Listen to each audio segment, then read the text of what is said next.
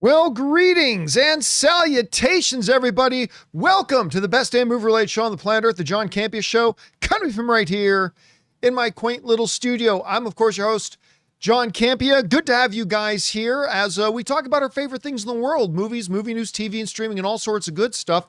And this is a rare Saturday episode of the John Campea Show. And hello to everybody who's already here in the live chat. Good to have you guys here. And why is there a Saturday show? Well, the reason there's a Saturday show is because we tried to do a Friday show and we had some technical issues. And the technical issues were making it so we were not able to put out a quality to the show that I think my audience and my viewers deserve, that you guys deserve. You deserve better than what we were able to give you yesterday.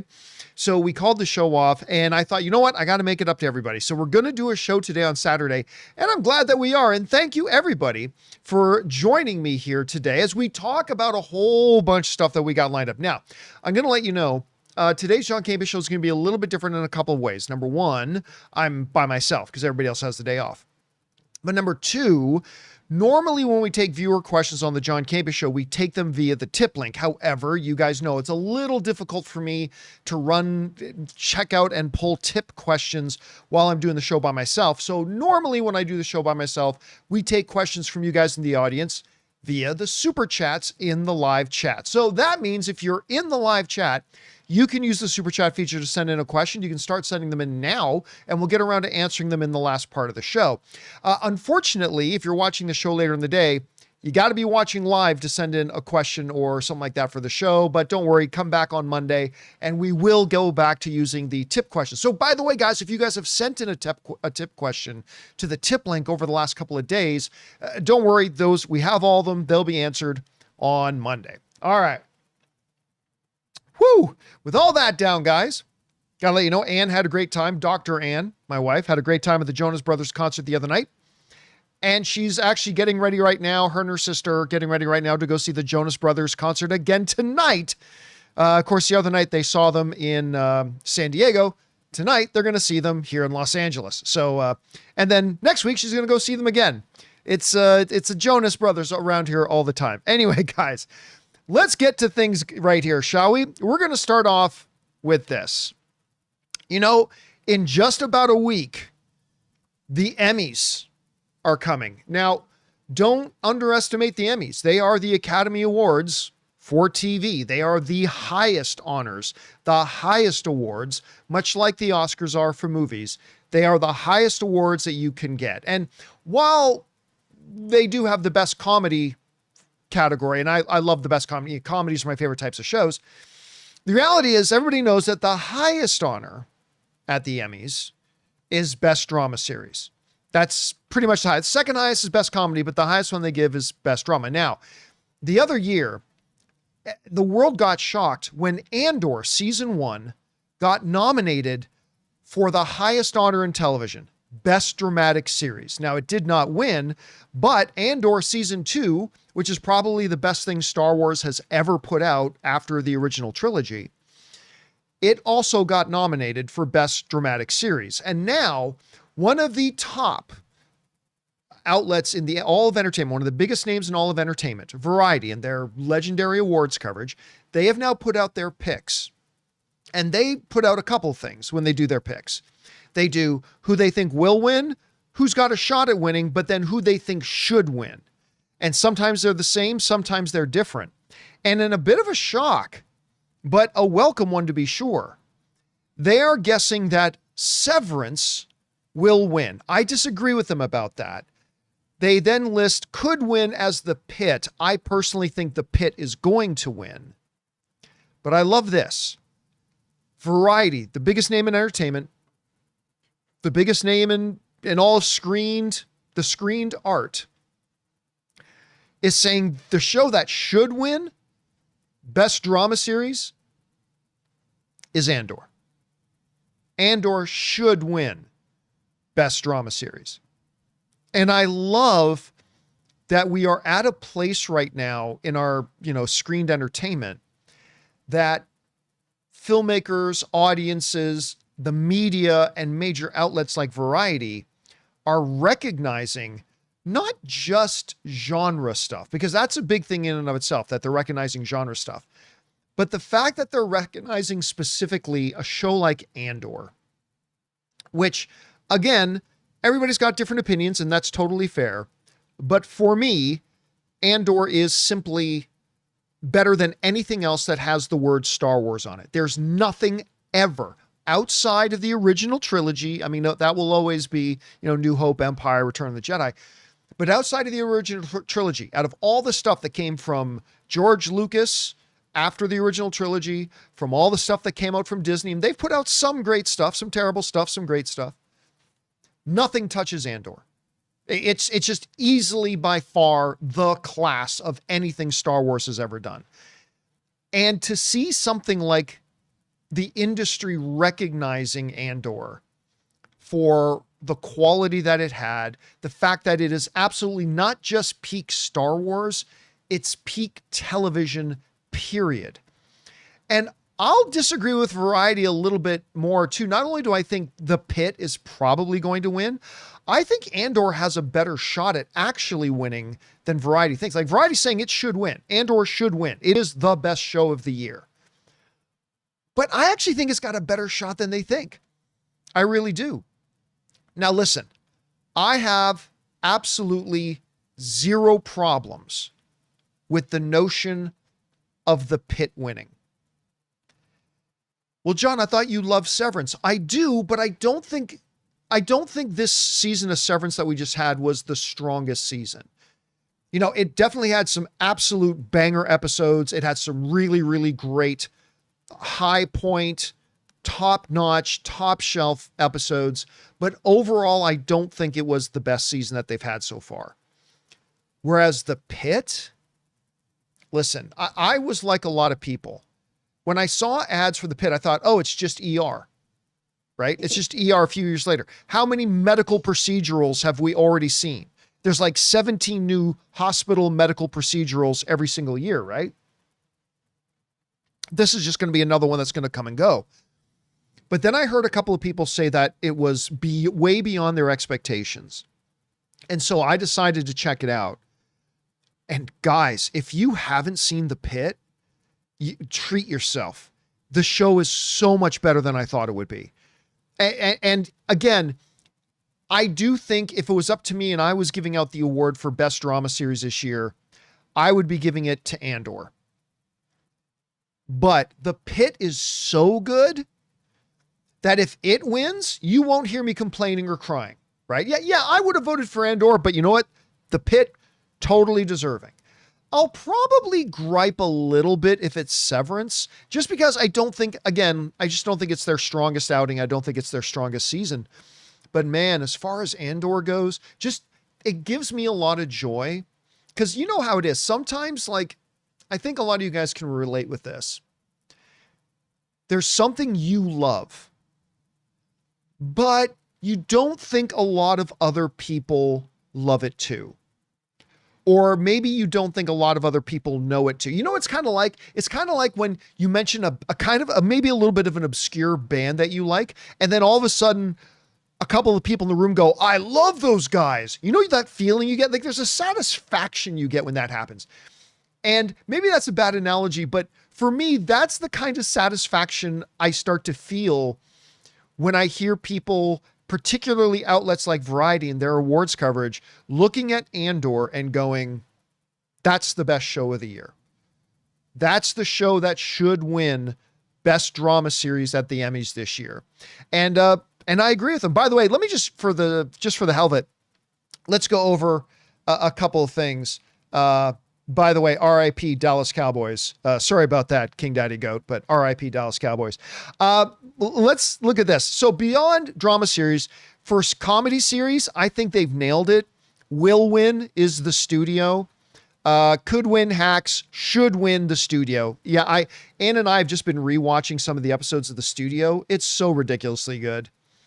It's so ridiculously good. I just loved it. Anyway, guys, question is for you. What do you think about this? Like, not only is a show like Andor getting nominated for best series, and by the way, a few other genre shows are as well, Last of Us and stuff like that. But What do you think about an outlet like Variety, one of the top awards coverage in the business, going, yeah, that's the show that should win? What kind of a chance do you think it has? I think it's got like a 25% chance, maybe at best, but whatever you guys think, jump down to the comment section below and let us know your thoughts. All right, guys. With that down, let's move on to this, shall we? You guys have probably heard that there is a brand new Street Fighter movie coming. Legendary Pictures announced that they're doing a Street Fighter movie, and they already announced a bunch of people in it, like Jason Momoa was going to be in it. A couple of wrestlers, Roman Reigns, Cody Rhodes is going to be in it. A whole bunch of other people. By the way, also that dude Oliver, the big giant guy from the most recent season of Reacher, he's going to be in it. I think he's playing Zangief, which is like perfect. Anyway. But the question has been, two, who's going to distribute this movie? Because it didn't have a distributor, because Legendary's deal with Sony is now expired. And number two, when is it going to come out? And good news for those of you guys looking forward to Street Fighter, both of those answers are now here. As the Hollywood Reporter is delivering the news that Street Fighter is now at Paramount.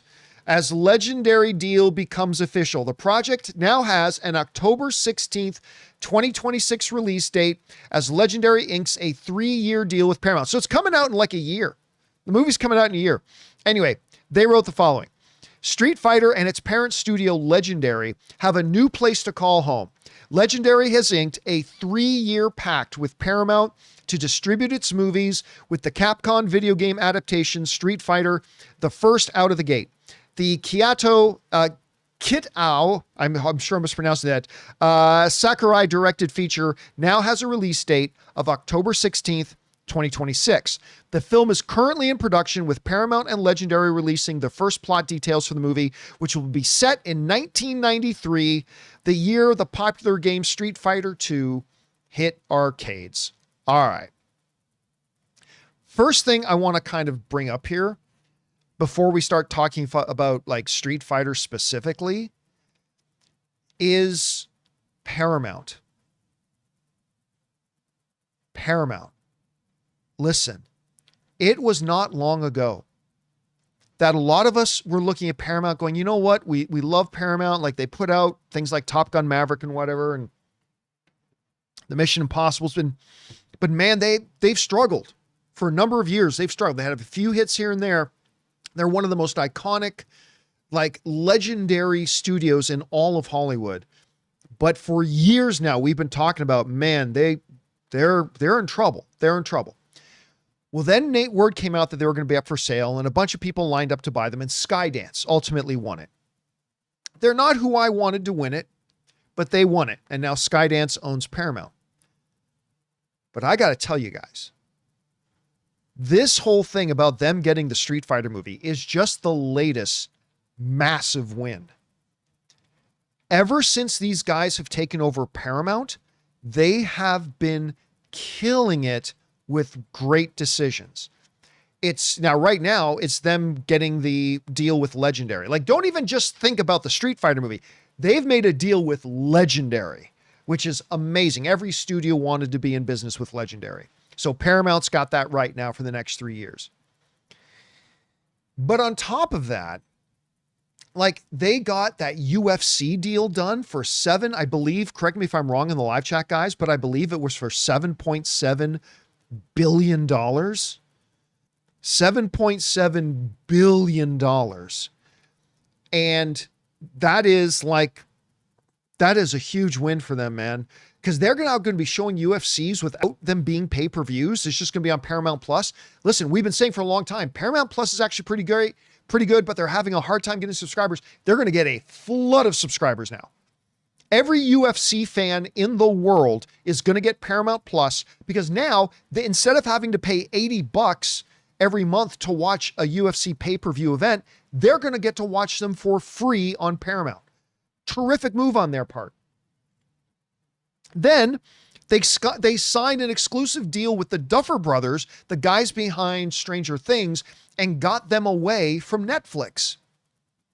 Then there was this huge Hollywood bidding war for the next Timothée Chalamet movie, that's coming out. That's being directed by, why am I help me out in the live chat, guys. Why am I freezing on the amazing director of Deadpool, of Logan, I should say. And he just directed Timothy Chalamet in the Bob Dylan biopic. James Mangold, thank you. MJV was the first one to point that out. James Mangold. So there's this big project with like an action thriller with James Mangold and Timothy Chalamet, and every studio's bidding for it. Paramount got it. Paramount just signed, we didn't talk about it on the show, but Paramount just signed this exclusive production deal with Will Smith's production company. Now they just got this thing with Legendary. Listen, who knows if all these or any of these moves are going to work out? That's another question. But the fact that they've been able to do all of this in such a short period of time, they mean business. Like maybe it'll work, maybe it won't work, but they mean business. And so we'll see. And now they've got Street Fighter. I'm going to admit something to you guys. I have not really been paying much attention to the whole Street Fighter thing. To me, it sounds like a straight to Walmart, remember VHS tapes kind of thing. It really was a throwaway thing to me. Even now, when they announced Jason Momoa, I thought that was interesting. But the cast is actually pretty good, and I gotta say, the new synopsis for the movie sounds pretty good too. They say, here's the new logline. Set in 1983, estranged Street Fighters Ryu, Andrew Koji from Warrior. Are you kidding me? Anyway, and Ken Masters, Noah Centineo, are thrown back into combat when the mysterious Chun-Li, Kalina Liang, recruits them for the next World Warrior Tournament, a brutal clash of fists, fate, and fury. But behind this battle royale lies a deadly conspiracy that forces them to face off against each other and the demons of their past. And if they don't, it's game over. Okay, that part is kind of lame. But at any rate, are you kidding me? You got Andrew Koji in this in a Street Fighter movie. Guys, if you've not seen Warrior, go watch Warrior. I believe it's on HBO Max. It's so good. It's so good. It's like Game of Thrones mixed with a Bruce Lee trilogy. It's just fantastic. And Andrew Koji is so good in it and so wild and so great. Now, look, again, like I said, I have to admit, I haven't paid a lot of attention to it. But again, the Jason Momoa getting added to it got me to pay attention. Andrew Koji joining it got me to pay attention. It's a pretty long list in the cast. But this whole deal now with Paramount, through Legendary and all that kind of stuff, has really kind of put it on my radar. It really has. Now, by the way, correct me if I'm wrong in the live chat, but I think Momoa is cast to play Blanca.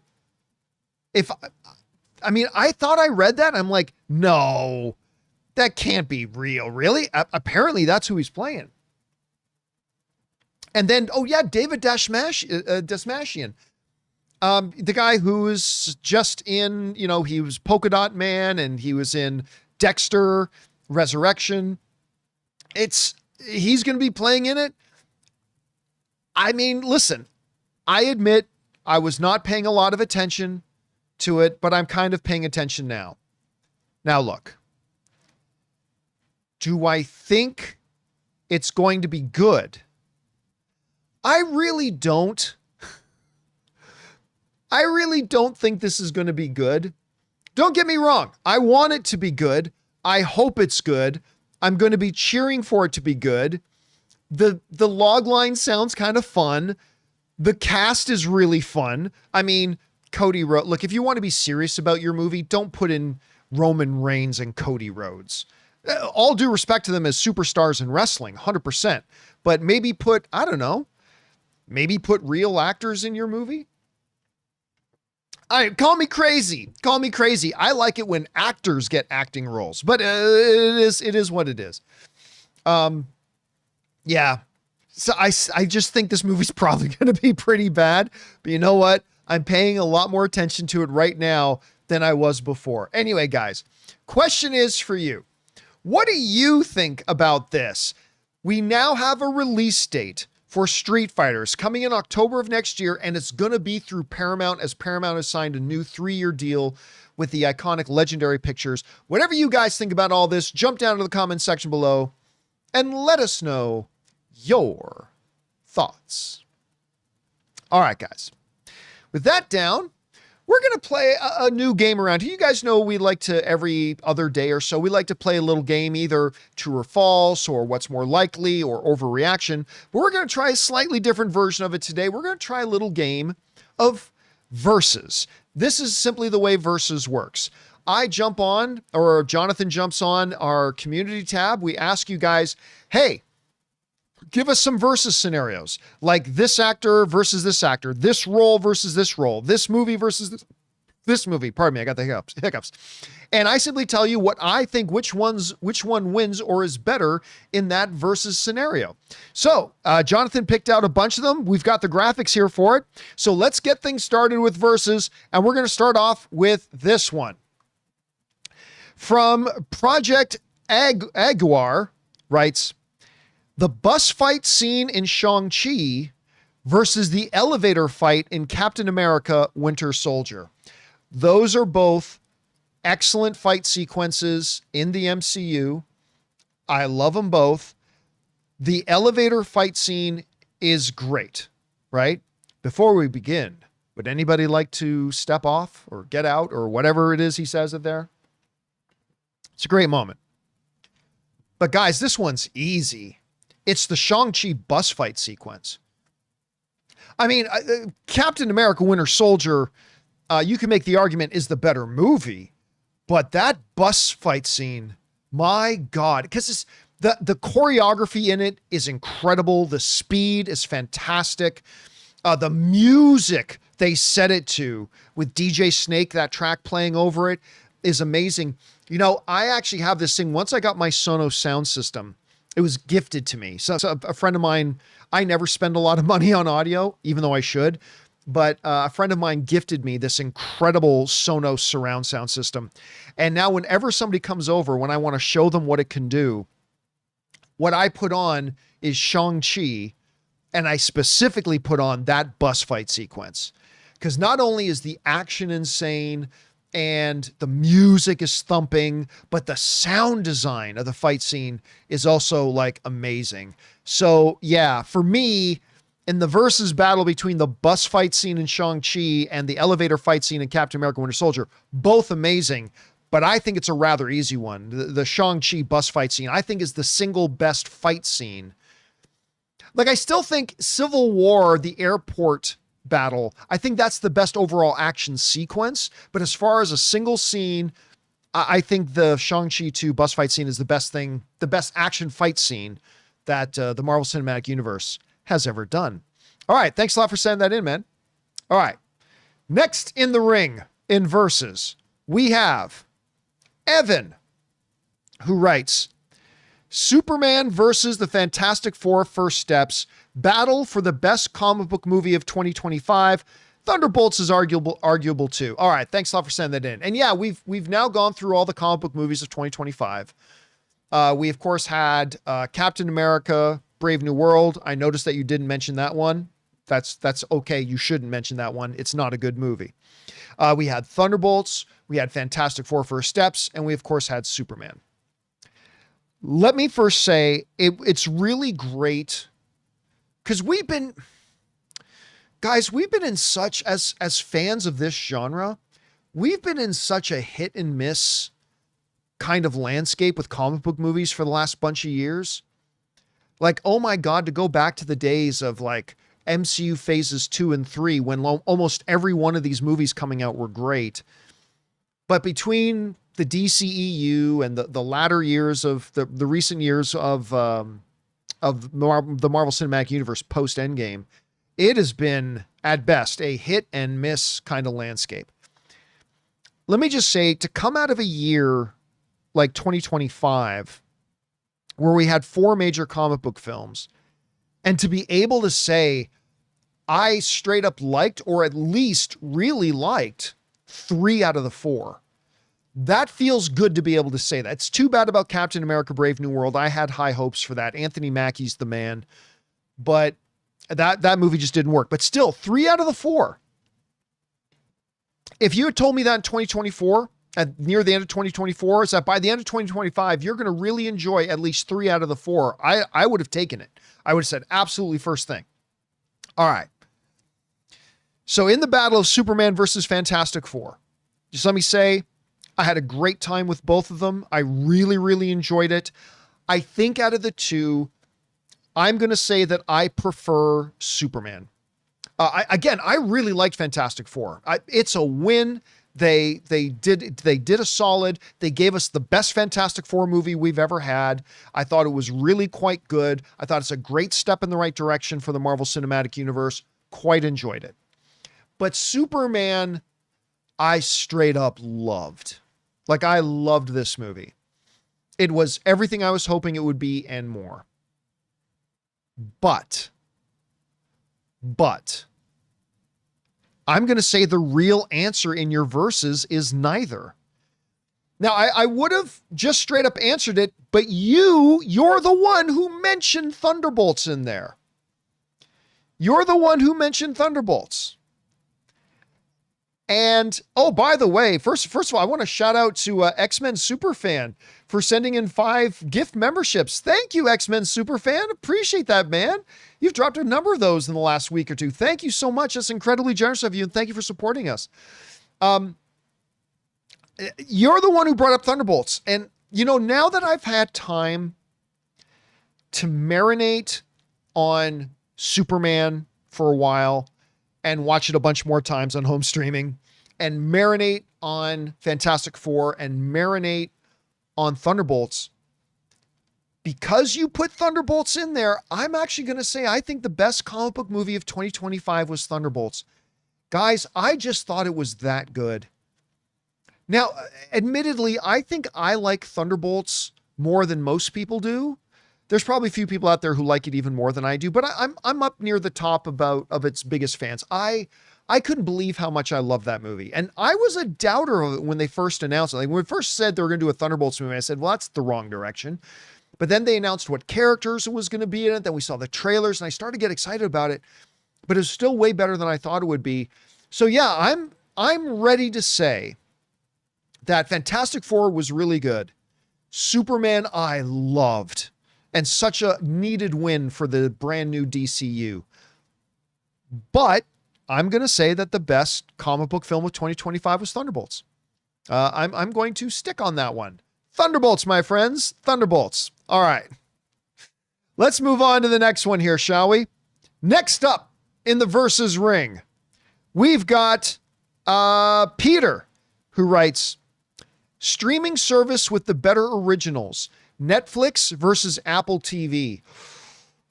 That is a good one. That's a really good one. Who's got the better originals? You know what? I know this is going to sound a little bit like a cop-out, but it is such a stark difference. It has to be stated. Overall, you kind of have to say Netflix because of the sheer volume that they have.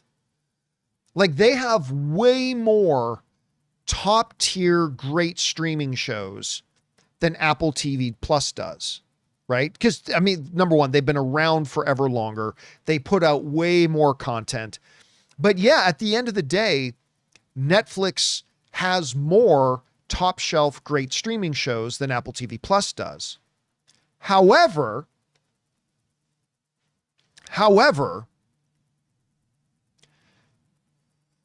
with Netflix, they put out one truly wonderful, like not just good, but like really exceptional streaming show for every 6, 7, or 8 shows that they put out, right? They put out one good movie for every 100 bad ones they put out. But for TV stuff, for streaming shows, they put out one really, really exceptional streaming show for about every 5, 6, 7, or 8 live shows that they put out. Apple may not have nearly as many as those top shelf shows, but they only put out one non-great one every 3 or 4 or 5 that they put out. Listen to that again. they only put out one non-great one for every 3, 4, or 5 original shows they put out.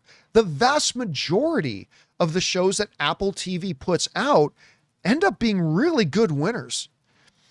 And listen, I admit, I was not a believer when Apple TV Plus, do you guys remember when they did that big presentation day where they announced Apple TV Plus and they announced all the shows they were going to launch with, and they brought out all the stars to talk about on stage, right?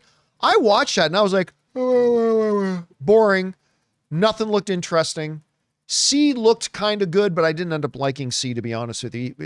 It sucks because I love Jason Momoa. But like everything looked like a big snooze fest. I didn't think it was going to be any good.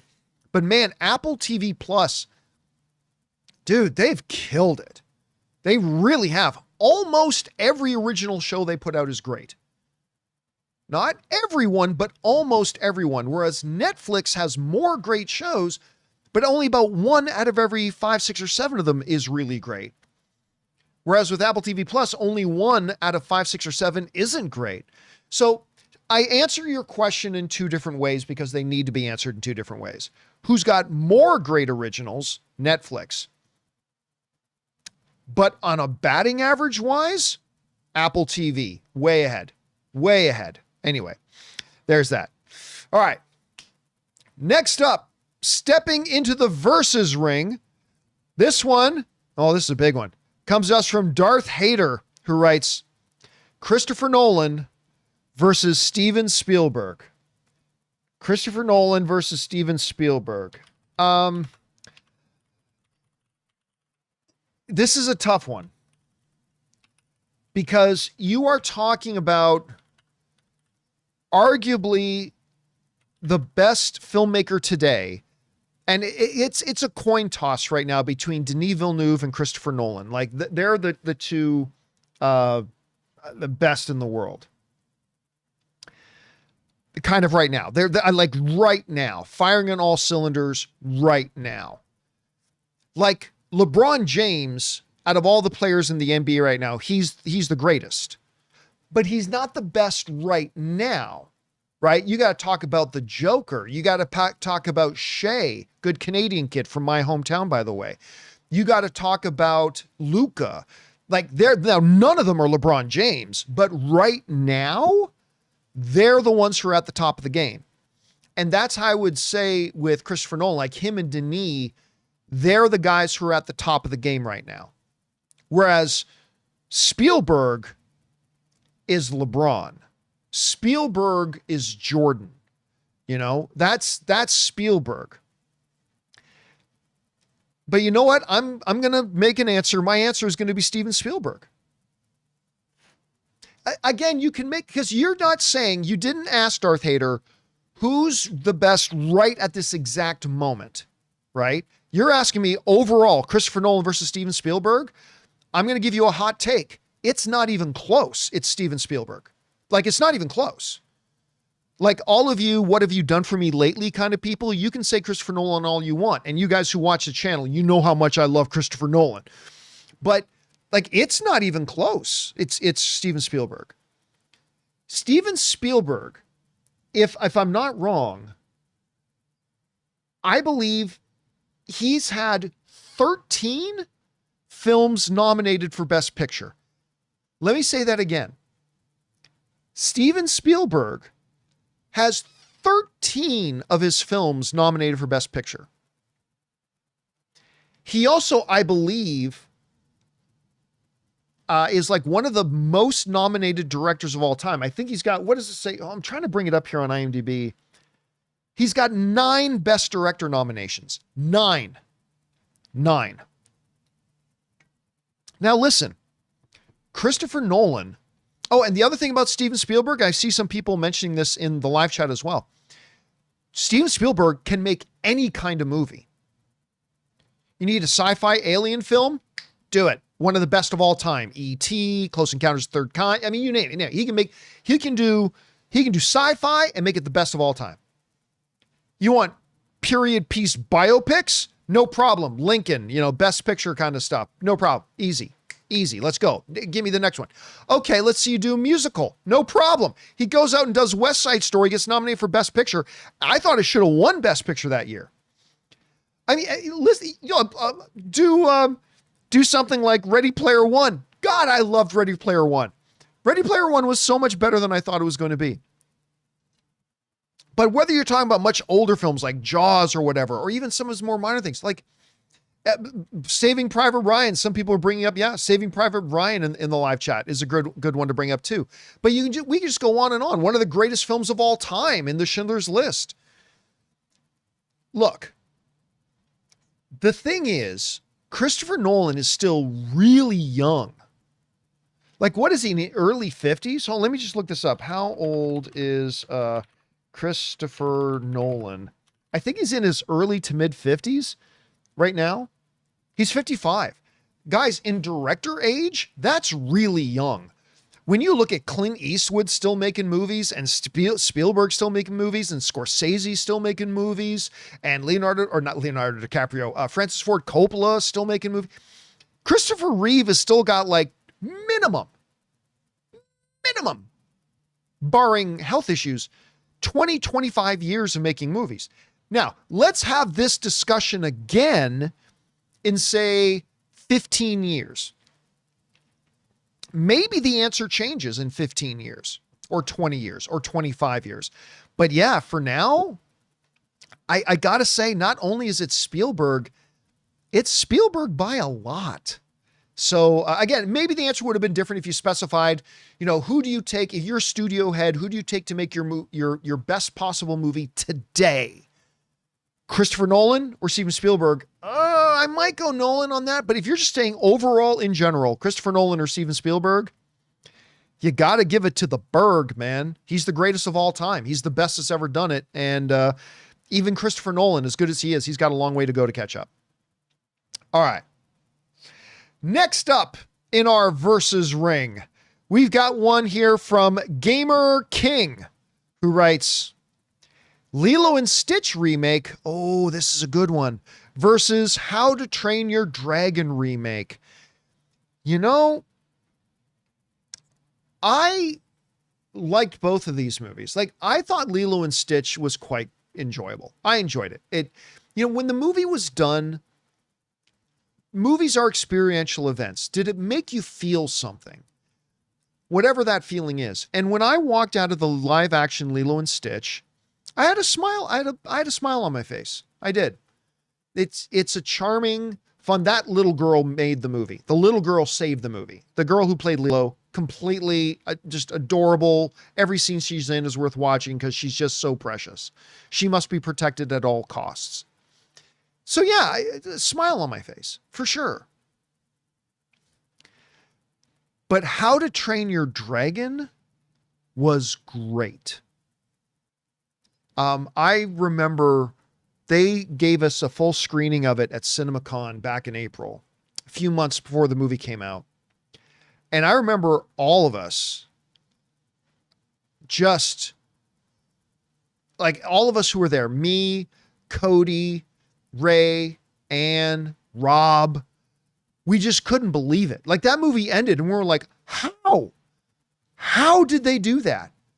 Now, granted, it's the same director who did the animated movie as did the live action. I just couldn't believe how much I straight up loved that film. And again, I thought Lilo and Stitch was good. I did. I thought overall it was good. Should have been, could have been better, but it was still all right. And I left with a smile on my face. But How to Train Your Dragon was great. They captured all the magic of the original animated. They made a few changes to make it actually, quite frankly, make more sense.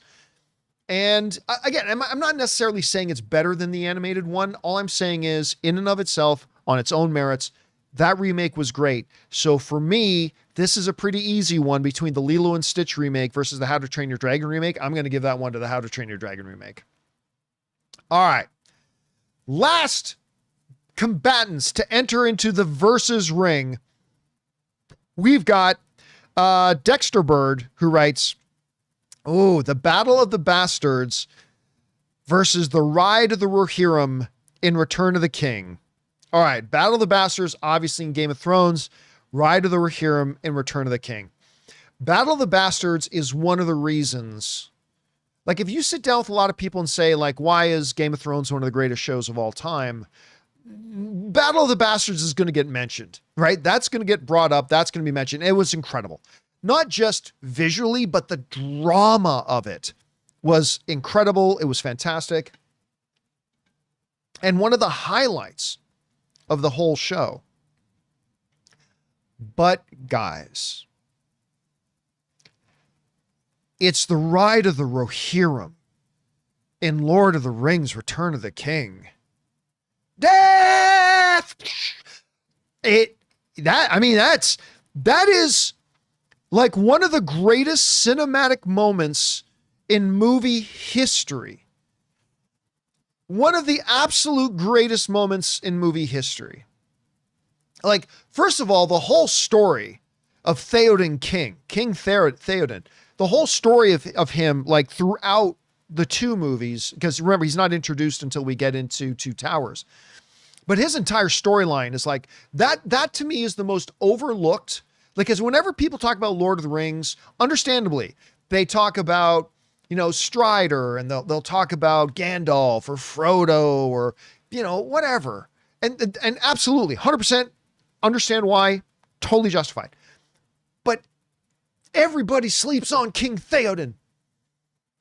That guy, man, he has, and we just recently lost the actor. The actor who played him just died not too long ago. But one of the absolute greatest moments ever that makes me want to cry from its pure manliness. And you guys hear me quote this one all the time. They light the pillars, and Strider comes running in. The beacons have been lit. Gondor calls for aid. And Theoden, who up until that point had been like, they screwed us over. They haven't been very good neighbors. Screw those guys. All that stuff, right? He's got some beef with Gondor, and he's right for feeling that way, right? He's been slighted and all that kind of stuff. But it doesn't matter. It doesn't matter to Theoden King. Because when Strider comes running through those doors, say like, whatever you feel, whatever you want to do, whatever do you. You've got an honor-clad bond deal with Gondor. That if the pillars get lit, you go and aid them. Right? And Theoden knows that. It's his honor. It's his word. His people have been tied to the people of Gondor under that thing forever. If the beacons get lit, and even though it means you're going to risk your lives, he comes running in. The beacons have been lit. Gondor calls for aid. He doesn't even think about it. Theoden doesn't even think about it. He just looks at him and goes, and Rohan will answer. Fuck yes, they will. One of the single greatest moments in cinematic history. And again, it's like one of those moments. There's two moments that make me want to cry out of pure manliness. There's that moment in Return of the King.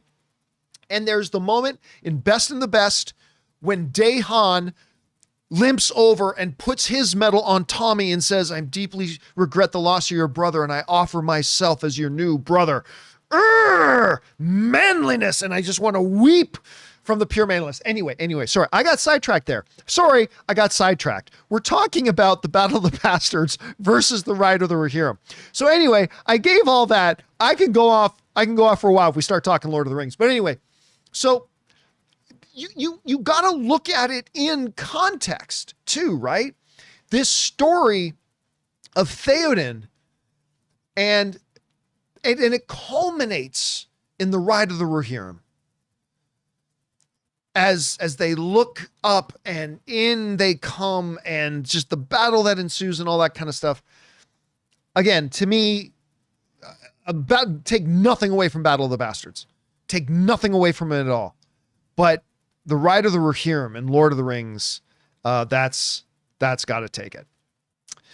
All right, guys, that'll wrap up our little new game of Versus. Did you guys like Versus? Maybe you didn't. I don't know. I kind of like Versus. Let me know down in the comment section if you like it and you want to see us continue to do it and put it into the rotation with games like Overreaction and What's More Likely.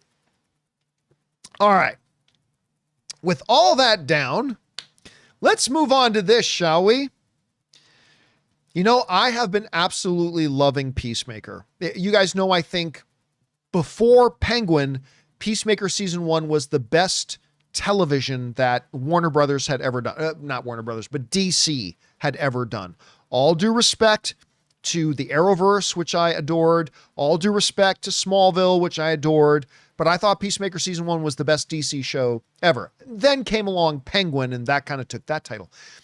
But season 2 has been great so far, and they just dropped the new episode a couple of nights ago. And I just want to take a minute to talk about it, how great this was. Now, I am going to give you a heads up here that I'm going to talk a bit in spoil. I'm not going to go into the full thing here, but I will mention some spoilery details of it. So if you have not seen the new episode of Peacemaker, you've been warned. Maybe just mute this until we move on to the next topic, but I have given you a heads up on this.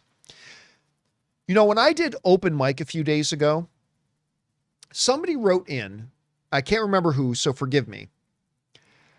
And they said, hey, Peacemaker's brother said that Hardcore is now dating some jarhead.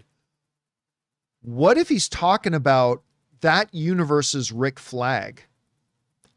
And if you guys saw that open mic, I was like, I had never considered that. I had never thought about it. And I instantly said, I love that. I love that idea. And sure enough, how do they start off the show? But with Rick Flag. But here's the kicker. It wasn't the Rick Flag from the other universe. They started off by putting a dramatic twist on things. The episode starts with Hardcore and Rick Flag waking up having slept together, and you find out that they're actually each other's best friends. Hardcore even says to Rick Flag, you're the only friend I have, and vice versa. Rick Flag is cheating on Sorceress with Hardcore, right? And that was the morning before he left for his mission where Peacemaker kills him. So now, not only is Peacemaker, I thought this move was brilliant, because now not only is Peacemaker walking around with this constant guilt about killing Rick Flag Jr., but now they're going to throw in a new twist. He killed Harcourt's best friend and maybe somebody she loved too. So by doing this, here's the genius of this. And yes, Siku A is saying this explains some of the complicated feelings. 100% it does. But this is the brilliance of this one, guys. By doing that, they kept it from just being another yawn. Oh, look, another cameo. Oh, look, he's there. Look, he's there. Look, he's there. And they could have done that with Rick Flag. And I thought, if she, in the other universe, she's dating Rick Flag, that's kind of cool. I love that idea. I did. But by saying Harcourt and Rick Flag had a relationship in the Prime universe, they elevated Rick Flag from just being a gimmicky cameo to being a absolute base level part of the narrative of what's going on and the complications that's going to introduce. And I thought it was absolutely brilliant. I really did. I thought it was just fantastic the way they did it. By the way, I said sorceress, it was enchantress. It was absolutely incredible. And I was floored by the fact that James Gunn has that kind of prowess.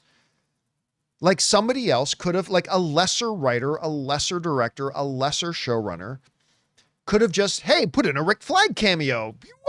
Wow. Right. And that would have been fine. That would have been fine on its own. But he elevated it and gave it real dramatic punch. And I thought that was great. By the way, them also carrying on the whole gag of bird blindness. Listen. If I had read on paper the bird blindness gag before seeing the show, I would have thought this isn't funny. I straight up would have thought this isn't funny. This isn't going to work. But Tim Meadows doing it has totally made it real. And by the way, have you guys seen the social media thing that James Gunn has been doing, like these PSA announcements, bringing attention to the real problem of bird blindness? That guy told me it was a duck. I never said he had a duck.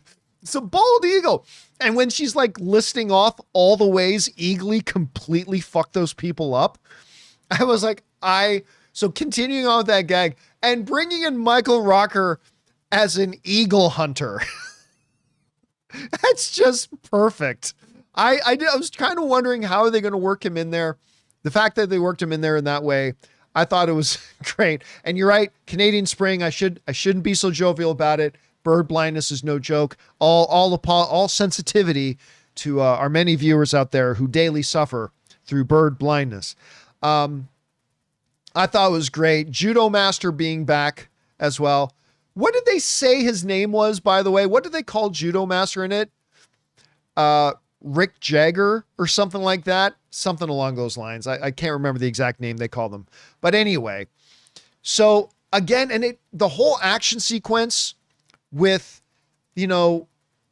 Chris, Peacemaker, going in and taking out, like, I love the fact that every once in a while, they just remind us that Peacemaker has no problems killing people. Like, lest you think his big moral dilemma about killing Rick Flag is about, I don't want to hurt anybody. No. He just feels that because he really respected Rick Flag. He saw him as a hero. Remember, he even begged Rick Flag, please don't make me do this. Like, I got to preserve peace, even if it means killing like a hero like you. And that's why it haunts him. But in case we forget that this is still Peacemaker, they give us this scene where he just marches into this building and that scene where he kills the guy with 2 pencils and he just starts killing people. And then his brother shows up and like flies right through the helicopter. I thought it was great. I thought it was really great. Now, let me give you a little prediction as to what I think is going to happen with him and Hardcourt in this other universe. They've got us believing that their relationship in that universe ended because of something Peacemaker did, right? That's the feeling, right? That whatever it is that broke them up, it was probably Peacemaker's fault. It was probably Chris's fault, right? So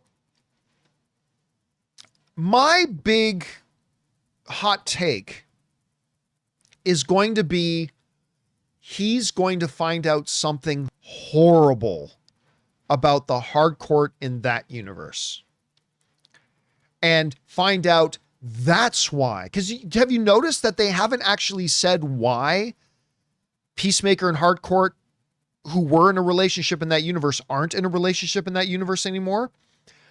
My hot take is that he's going to find out something about her. Like, she's that universe's version of the White Dragon. Like, she's some racist piece of shit or something like that, right? He's going to find out something. So like, yeah, like, CJ is saying, like, I thought he was cheating. Yep, he cheated, sure, but they never said that's why they broke up, right? He was self-centered. He's egotistical. Yep, check. But they never said that's why their relationship ended. And did you notice they never once in that conversation talked about what her deficiencies are? Because Chris, our Chris wouldn't know anything about it, right? So again, my hot take, and I could be miles wrong, but my hot take is he's going to find out something really awful about that hardcourt. Whereas, because, in all these stories where it always looks like the grass is greener on the other side, eventually our characters find out there's something really wrong. And then they realize how good they have it in their own yard. And I wonder if hardcourt is going to be the reason for that. Anyway, whatever you guys think about it, I'm loving this new season of Peacemaker. I'm counting down the days to Thursdays. Anyway, whatever you guys thought about the new episode, jump down to the comment section below and let us know your thoughts. All right, guys. With that down, let's move on to this, shall we? On top of watching Peacemaker, the other show that I've been watching with great interest has been Dexter Resurrection. Now, just to catch you guys up, for those of you who don't know this, I am one of these guys that absolutely loved the original Dexter series. Loved it. I even loved the final season. I don't care what anybody says. I love the final season. I did not love the final episode. I thought they made some pretty strange choices with the final episode, but I still loved the final season overall. I still thought the overall final season was good. Anyway, that aside. But then along came, I was all excited when they announced Dexter, was it called First Blood? Dexter First Blood or New Blood or whatever it was called. Where, they catch up with him all those years later and all that kind of stuff. I didn't like the series at all. I wish I did. I didn't like it at all. I thought there was some promise in the first episode. Like the first episode came and I'm like, okay, this has some promise, but it kind of quickly fell off for me. And I just did not enjoy it. And then I hated the way it ended and all that kind of stuff. And I'm like, I'm done. Like they just couldn't recapture the Dexter magic. It was gone. So anyway, after that, we get word that they're doing a prequel. And you guys know how I feel about prequels. Not that there aren't some of them that are really good. There are some that I even like. But in general, I don't like going backwards in storytelling. I like going forwards. So they announced that they were going to do a prequel to Dexter. It's going to be called Dexter Original Sin. And I wasn't interested. But then it came out. And a bunch of people started writing in and telling me it was really good and I should check it out. And I checked it out and I really liked it. I thought Original Sin was really, really good. Now, I don't think they should do another season of it because you can only go so far. Like, I think that one season was really good. And I went, huh. Well, around that time, they also announced a new season of Dexter was coming out, going to be called Dexter Resurrection, picking up with Dexter after the events of New Blood. And again, I'm like, Original Sin was pretty good. But they've tried to go back to Dexter. And it didn't work. So will this. I have loved Dexter Resurrection. And the series season finale just ended. And I got to tell you guys, Dexter is so back. Dexter is so back. Because you guys know who watched the show. I was watching the series and I was really enjoying it. Like, I just thought it was great. I said, it finally feels like after all the misfires that Dexter is back. It feels like a Dexter show again, right? It just, it had all those great feelings that the original series had. But the question remained, because I liked the last season of the original Dexter series, but then they crapped the landing, right? How are they going to end it? Are they going to be able to nail the landing on this? Because I had my doubts. As good as the series has been, and the series has been great, I had some real doubts about how they were going to bring it all to a conclusion at the end. And oh my God, I am so happy to say they nailed the landing. They nailed it. I could not believe how good, how satisfying, the whole thing was by the end. Everything from, Dexter, his son,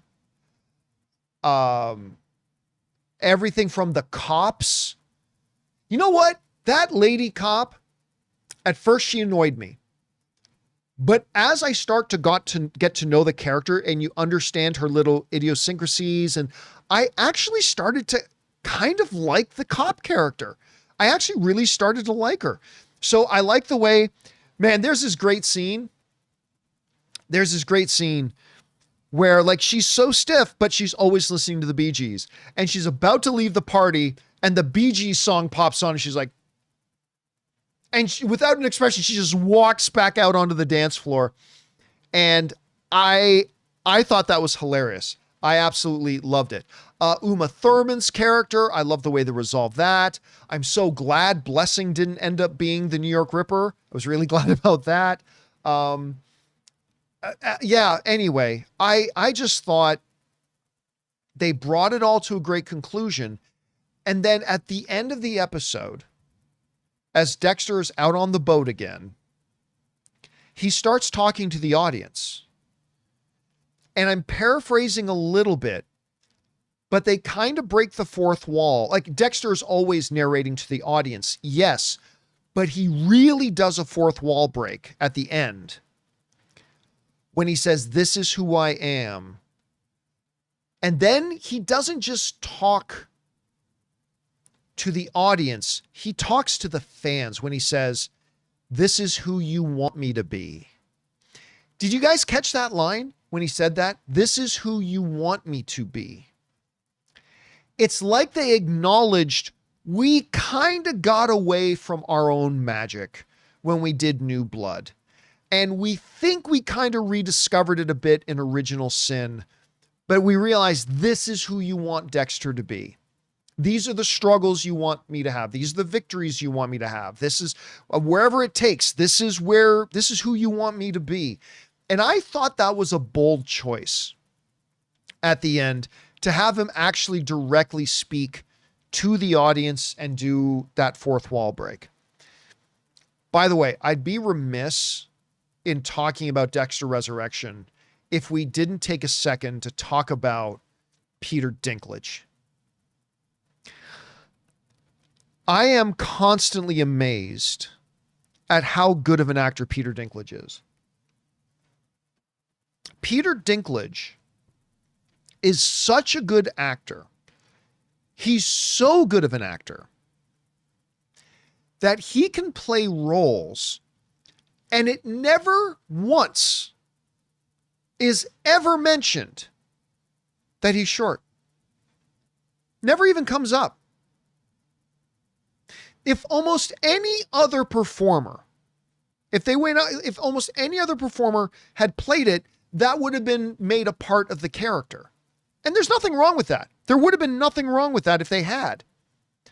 But Peter Dinklage is such a good actor that we don't even think about it, and we don't even question the fact that none of the other characters are even thinking about it. We don't think about it, and the other characters don't even think about it, and we don't even notice. That's how good he is. Because he played this character, I think the character's name was Prater. He played this character in such a way that in one moment, you're feeling like he's just has really twisted good intentions. Like, that's the best way I know how to put it. Twisted good intentions.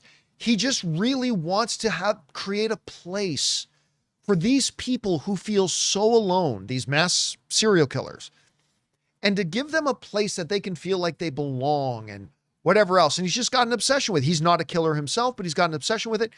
And like, you almost believe it. Like he's got these police fundraisers and he helps people with their sick families. And he's just, so they have you believe Peter Dinklage gets you to buy into this notion that he's really misguided and twisted, but there's a part of him that just really wants to do good things, as misguided and twisted as he is. But then they crack out these little moments where the devil comes out from behind the mask. Praetor's a devil. Make no mistake about it.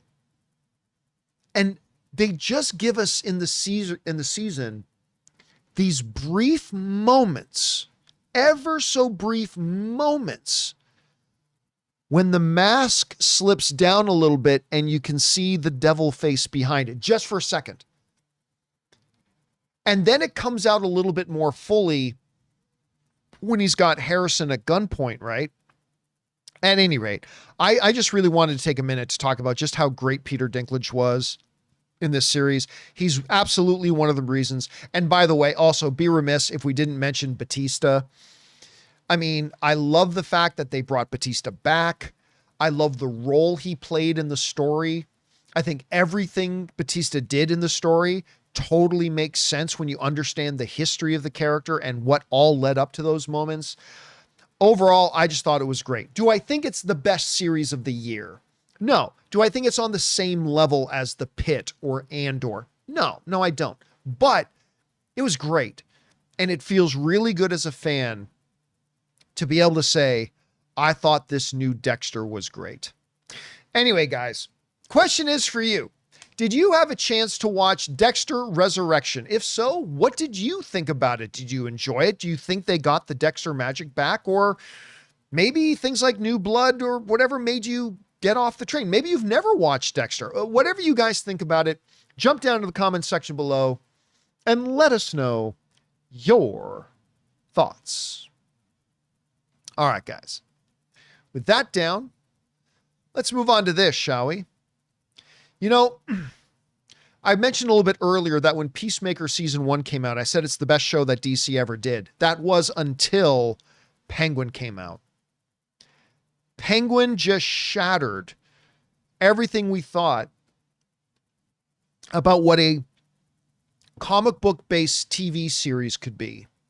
Kind of in the same way Joker, the first one, not the second one, kind of in the same way the Joker, the first movie, kind of shattered our expectations about what a comic book based movie could be. Like you could go full straight up Scorsese-like, Coppola-like dramatic and make it compelling and amazing and all kind of stuff.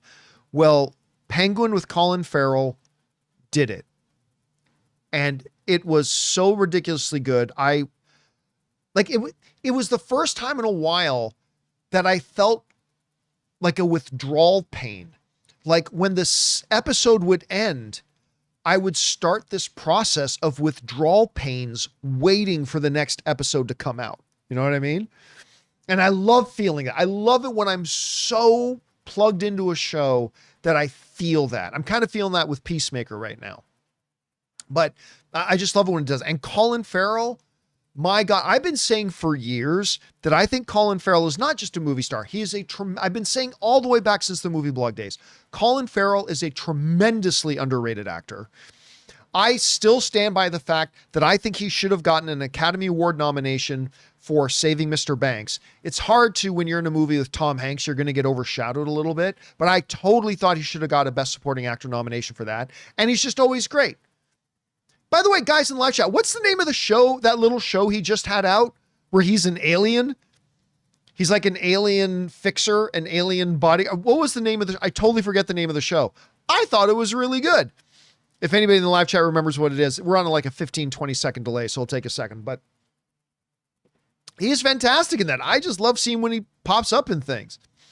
People are saying, yeah, that show was so damn good. Yeah, but what was the show again? I can't remember the name of it.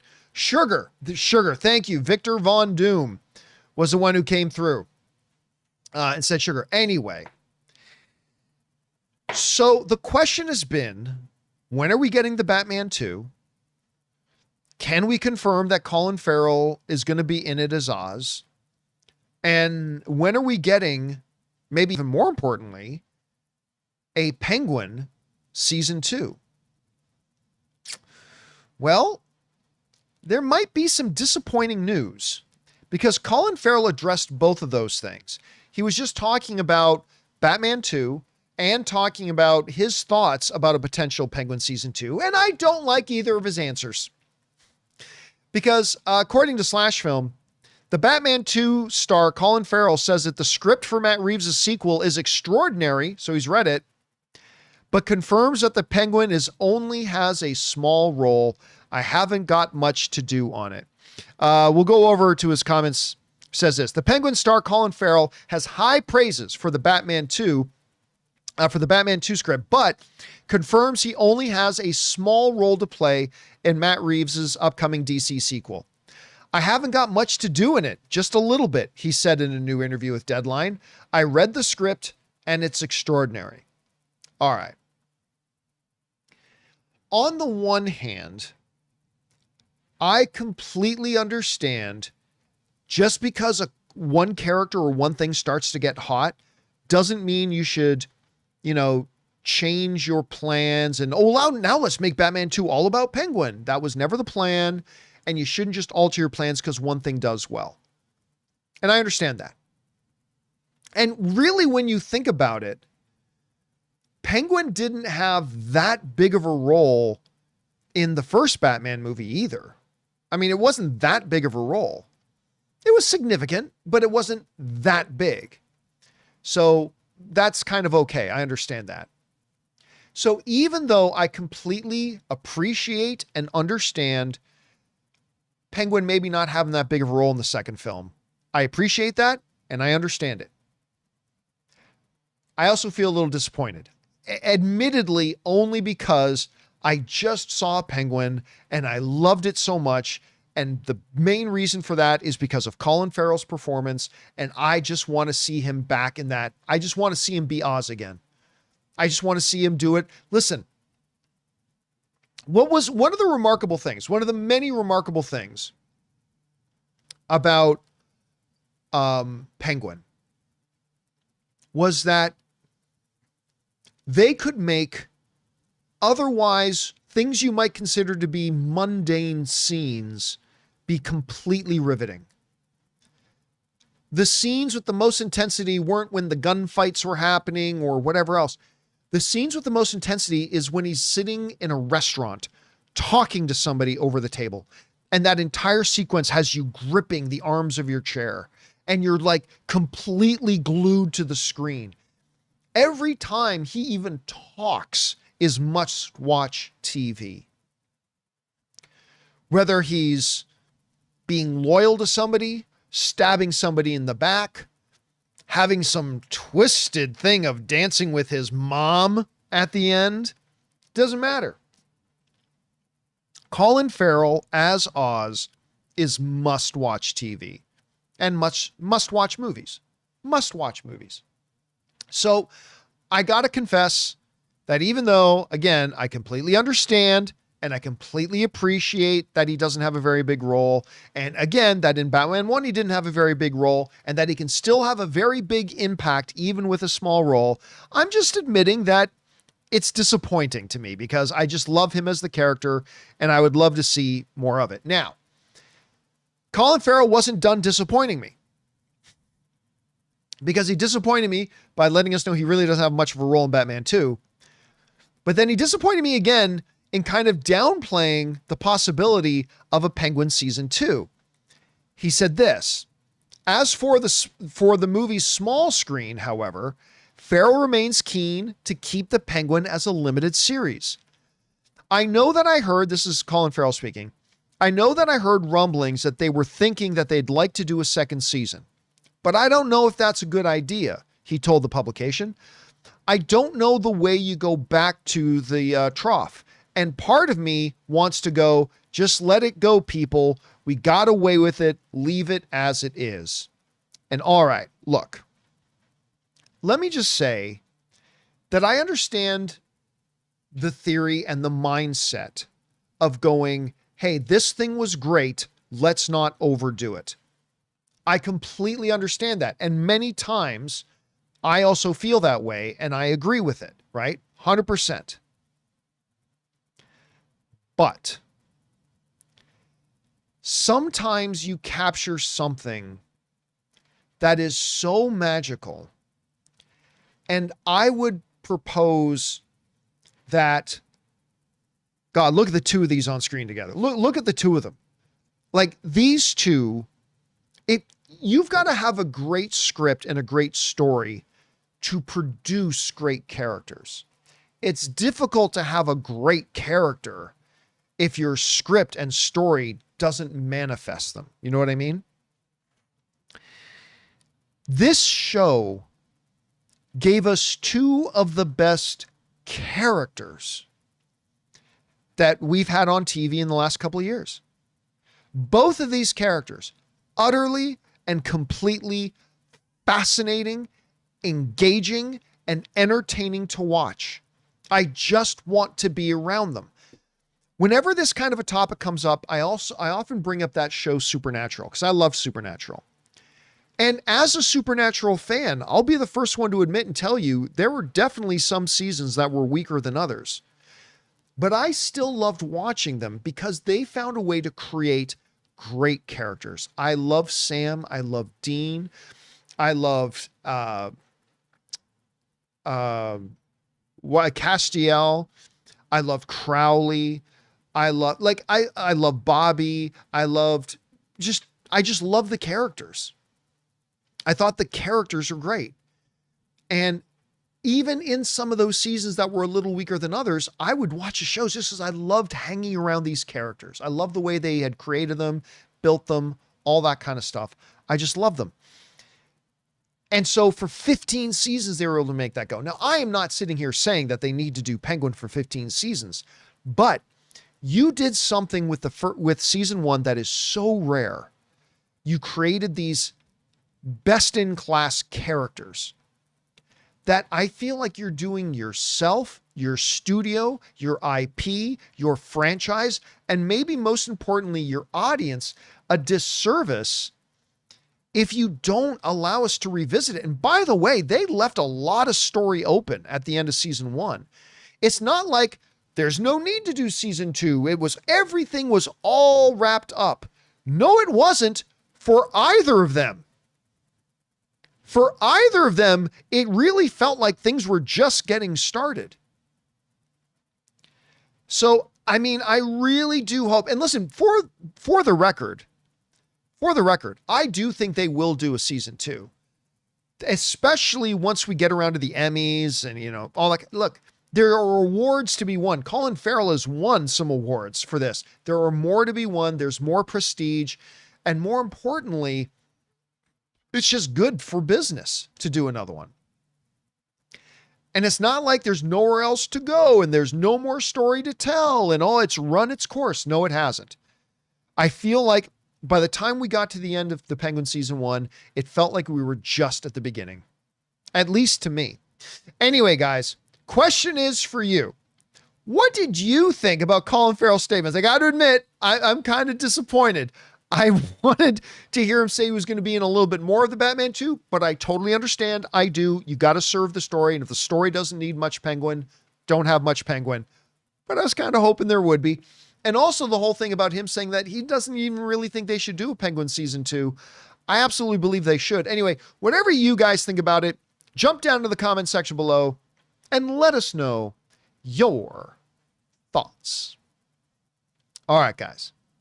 With that down, let's move on to this, shall we?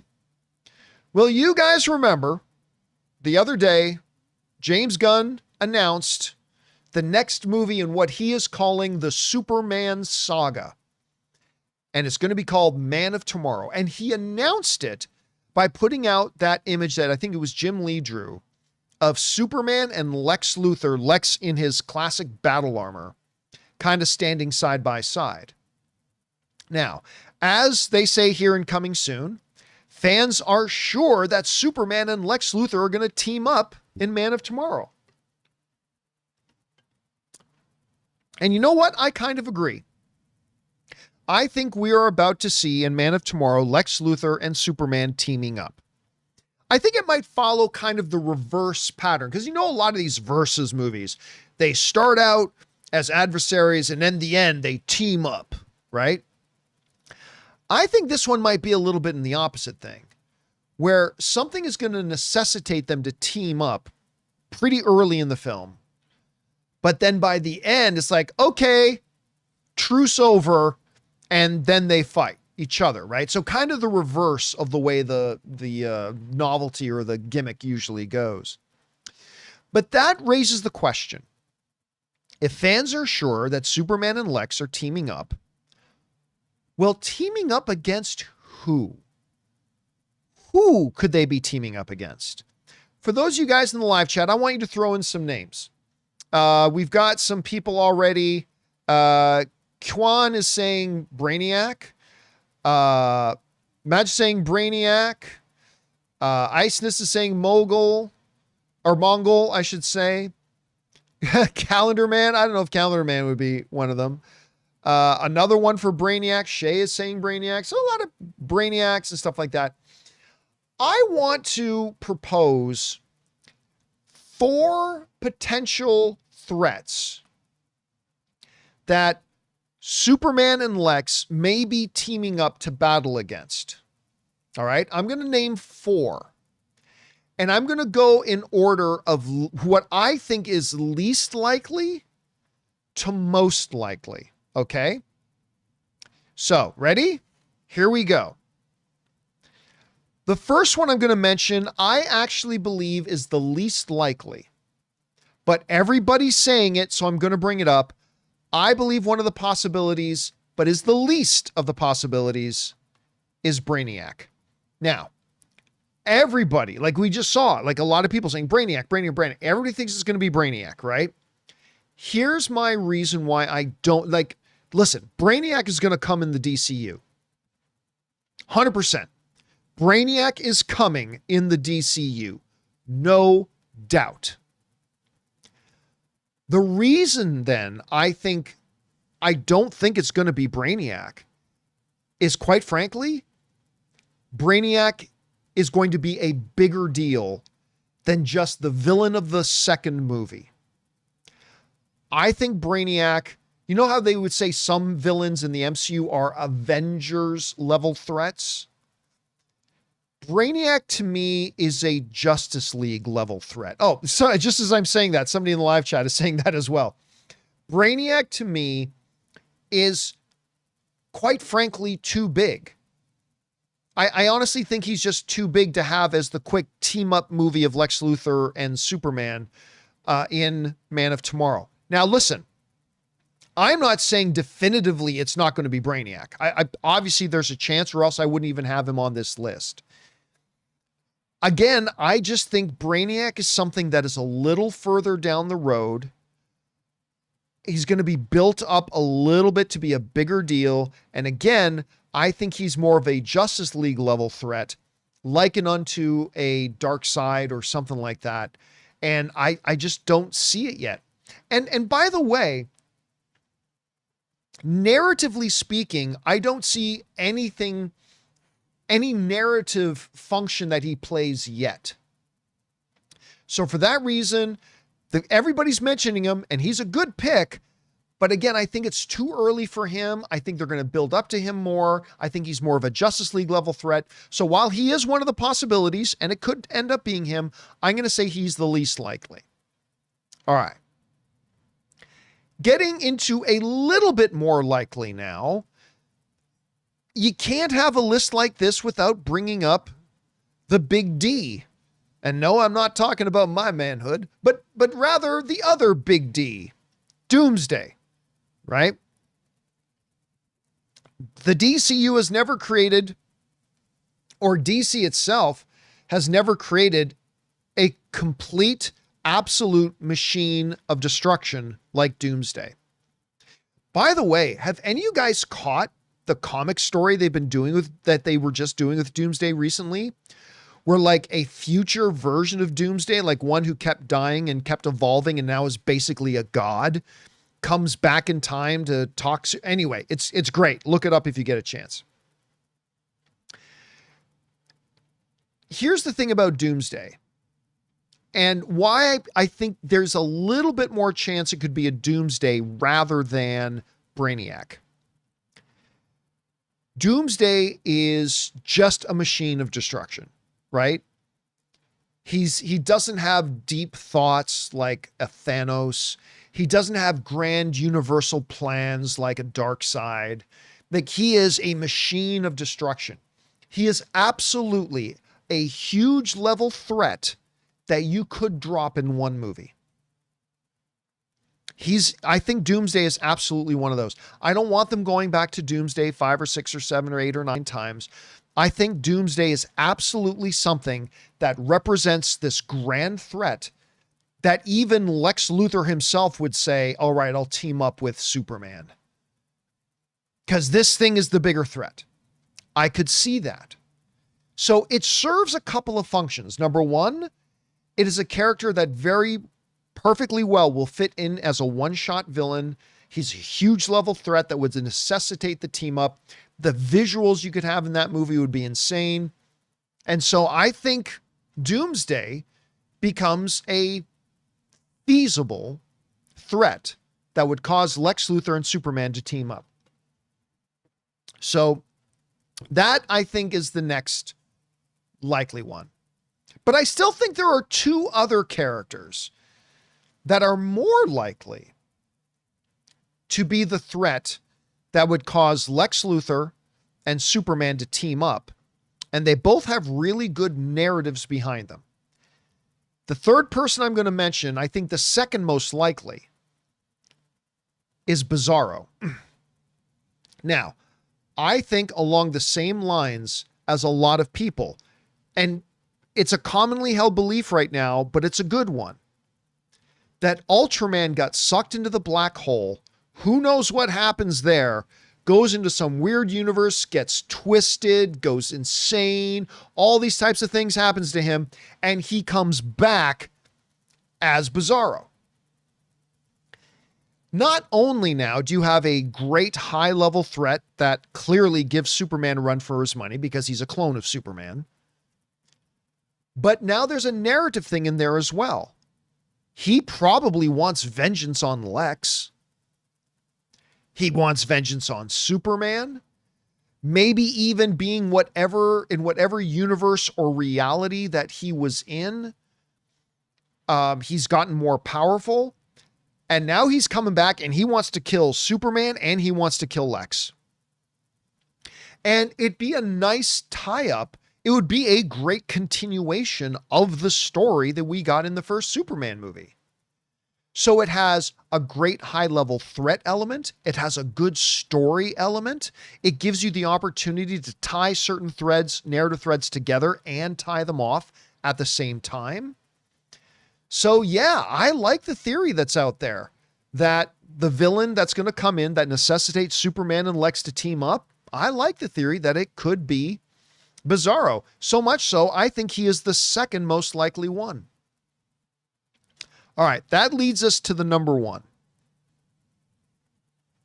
Again, may totally not be this guy, but I think this is the most likely. And I'm going to prep you right now.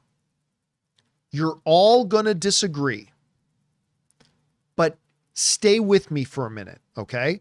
Stay with me as we walk through this. I think the most likely guy is going to be Zod. And here's why I think the most likely and maybe the best narrative one is Zod. Now follow me here for a minute. One could raise the argument that Zod has been overused, to which I do not disagree. I don't disagree. Okay, so let me say that right at the outset. First of all, how good was Michael Shannon as Zod? So good. Anyway. But remember, I think there are two requirements. I've already brought this up. There are two requirements, I think, for whatever you make your threat that is going to necessitate and justify Lex Luthor and Superman teaming up. Zod fills that perfectly, and here's why. Number one, clearly the physical threat, he's there. He's Zod. He's everything that Superman is and more, because he's born, bred, genetically made to be a soldier, right? He He fits every requirement to be a legitimate threat, which nobody disagrees about that part, right? Like we all agree, even if you hate the idea of Zod, we all agree that he checks that box, right? That he is a legitimate Superman threat, right? Okay. So we're on there at that.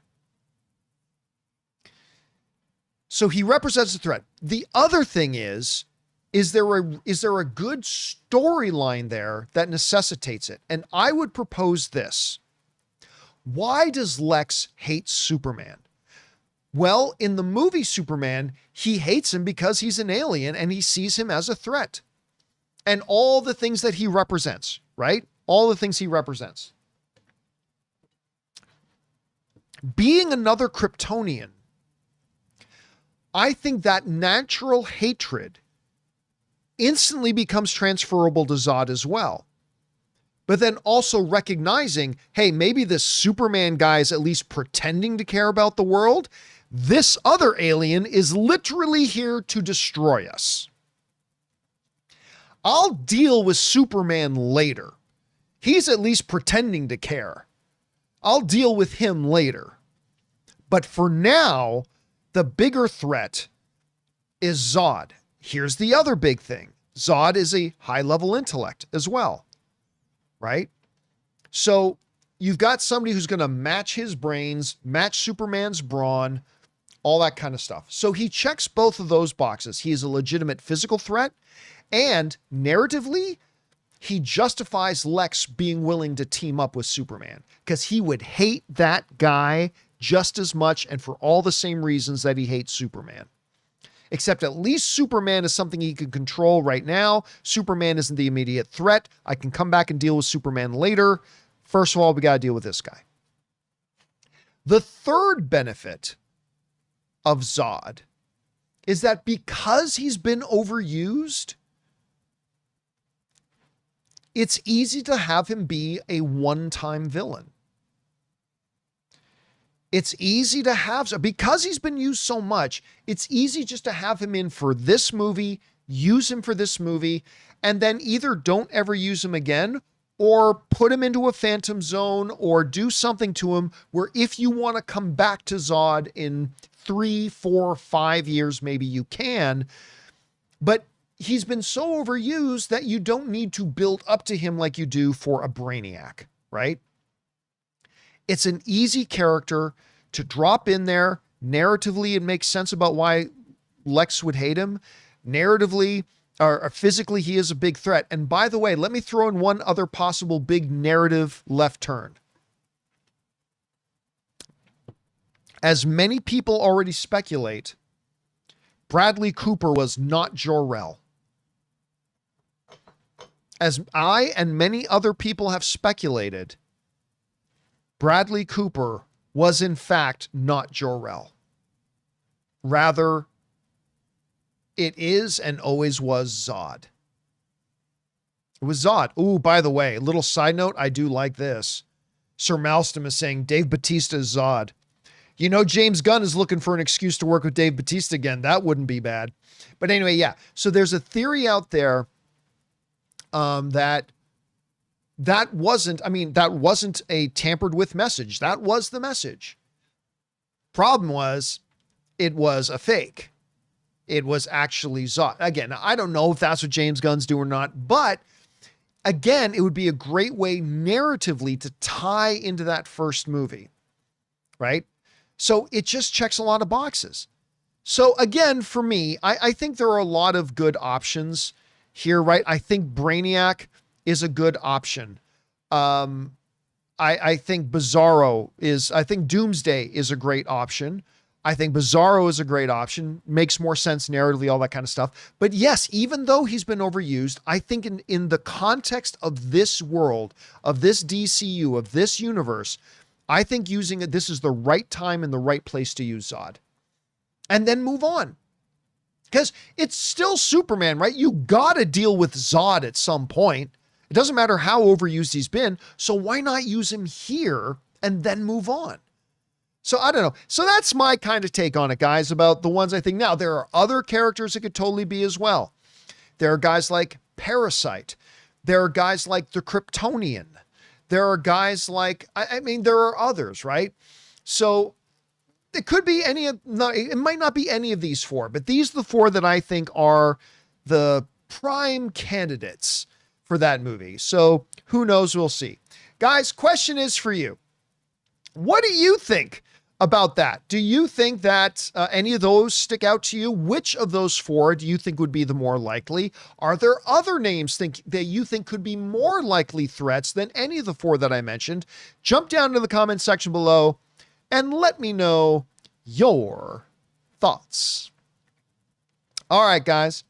With that down, it's time for us to move on to the most important part of our show, which is taking your live comments and questions. Of course, on today's episode, we're going to be taking your questions via the super chat.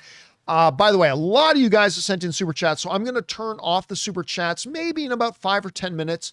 So you have a thought, theory, opinion, question, observation, or theory you'd like to share, go ahead and use the super chat to do it now. I'll leave it open for the next 5 or 10 minutes, but then I'm going to have to turn it off. So before we get to those guys, though, we're going to take a second and thank the sponsor of today's episode of the John Campea Show, our friends over at the Wednesday Wocast. Hey guys, John here. If you're dying for the next batch of Wednesday Season 2 to drop on Netflix, then I'll let you in on a secret. The Wednesday Season 2 official Wocast is already here. Prepare to dive deeper into the mysteries of Wednesday with the ultimate companion video podcast. Join the frightfully funny Caitlin Riley, along with her producer, Thing, as she sits down with the marvelous cast and crew. Together, they'll unravel shocking twists, dissect the dynamics lurking beneath, unearth the deep Addams Family lore, and answer all of your lingering questions that simply refuse to stay buried. Guests include Emma Myers, Joy Sunday, Steve Buscemi, Fred Armiston, Catherine Zeta-Jones, and of course, Jenna Ortega. With 8 delightfully dark episodes to devour, you'll be drawn deeper into the haunting halls of Nevermore Academy than ever before. But be careful, you know where curiosity often leads. The Wednesday Season 2 official Wocast is available now in audio and video on Tadoom.com, Apple Podcasts, Spotify, YouTube, or wherever you find your podcasts. You've been warned.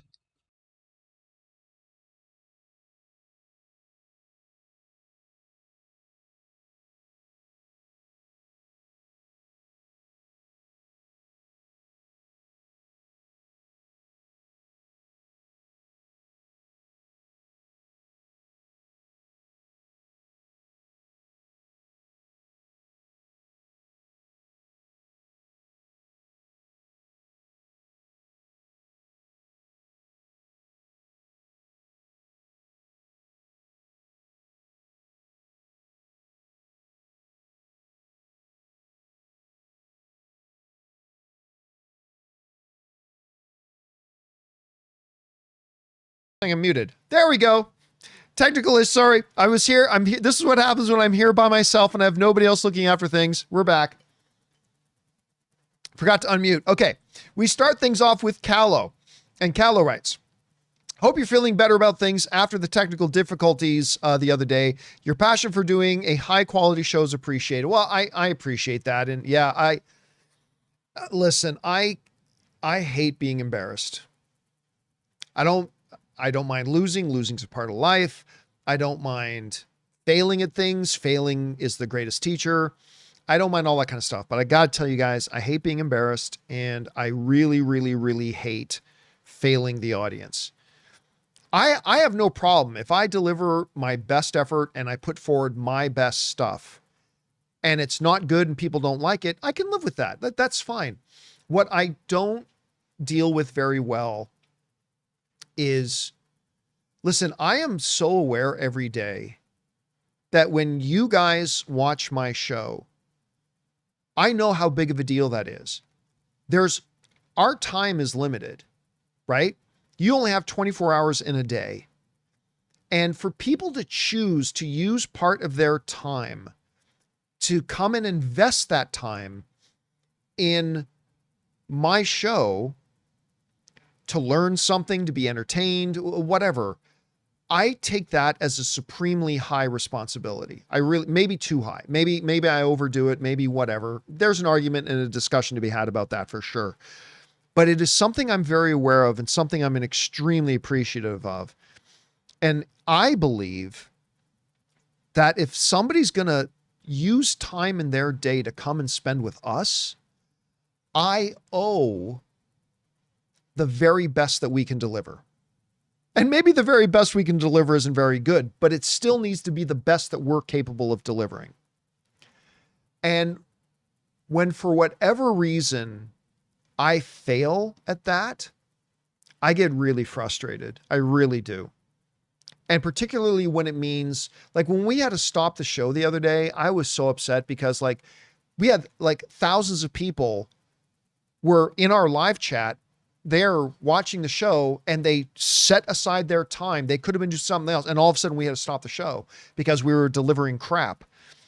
Even though it was a technical issue, whatever, it's still my responsibility. And yeah, you can ask Ann. Ann, I was in such a bad mood for several hours after this. Like I was just hating on myself and all that kind of stuff. But anyway, thank you so much for the kind words. I appreciate it. And, decided, I needed to make it up and we did the show today and I'm glad we did. All right. Where are we at next? Next up, we've got Mr. Crash, who writes, do you think we will see Ms. Marvel? We will ever see Ms. Marvel season 2? I know we're going to see a lot of Ms. Marvel. How much we see of her, whether or not we see a season 2, I'm not sure. I sure hope so. I think Ms. Marvel is either the second or the third best Disney Plus Marvel show. I mean, obviously number one by a mile is WandaVision. But then we've had some other really good stuff too. They've had some really bad stuff and some really good stuff. But I honestly think Ms. Marvel is either the second or third best thing they've done. And I know Kevin Feige really likes the character. So we are definitely going to get more of the character, but whether we see her in a season 2, you know what? My guess is they're going to start to want to use her more on the big screen than rather putting her back on Disney Plus. So I'm going to say, because of that, I'm going to say no. I don't think we're going to see a Ms. Marvel season 2. I think they're going to focus their time and energy on having her on the big screen. So that's the way I think they're going to do it. All right, we'll find out. Okay, next up, we've got Anthony C., who writes, first Toy Story 5 trailer to debut with release. Oh, to debut with re-release. Oh, that's right, because they recently announced that they're going to do a 30th anniversary re-release of Toy Story. I don't think they're going to do a trailer for the new Toy Story 5. Hold on a second. Let me just look at this quick. What is Toy Story 5's release date? I can't remember the release date of Toy Story 5. So Toy Story 5 is being released June 19th, less than a year away. You know what? Here's my guess, and it's only a guess. My guess is they won't put out a trailer with it, but they will give a little sneak peek. Kind of like what they've done with Avatar and things like that. But I don't think it'll be like the trailer, but I think they'll give like a special little sneak peek of something. So I don't know. We'll see. Good question though. All right. Next up. Grubby Don't Play writes, any recent B movie you recommend? I loved Toxic Avenger. No, I didn't see Toxic Avenger. And nobody else did either, apparently. So but Peter Dinklage is in it. That might make it worth it. Any good, you know what? I can't think of any good like B level movies that I've seen recently. That's a really good question. Guys in the live chat, if you have a good one that you've seen recently, go ahead and throw it on in there for Grubby. I think that's a good one. That's a really good question, but I don't think I've seen one recently. All right, next up, Anthony C. writes, also got tickets for Back to the Future, first time on the big screen. Nice. I actually think I want to go see that one. It's been, well, you know what? That's not true. They did a re-release of Back to the Future when I was at AMC. I can't remember exactly what the re-release was for. But I remember I went to it. And I did an interview with like one of the producers afterwards. So it wasn't that long ago, but yeah, I'm going to go back to see Back to the Future on the big screen again for sure. All right.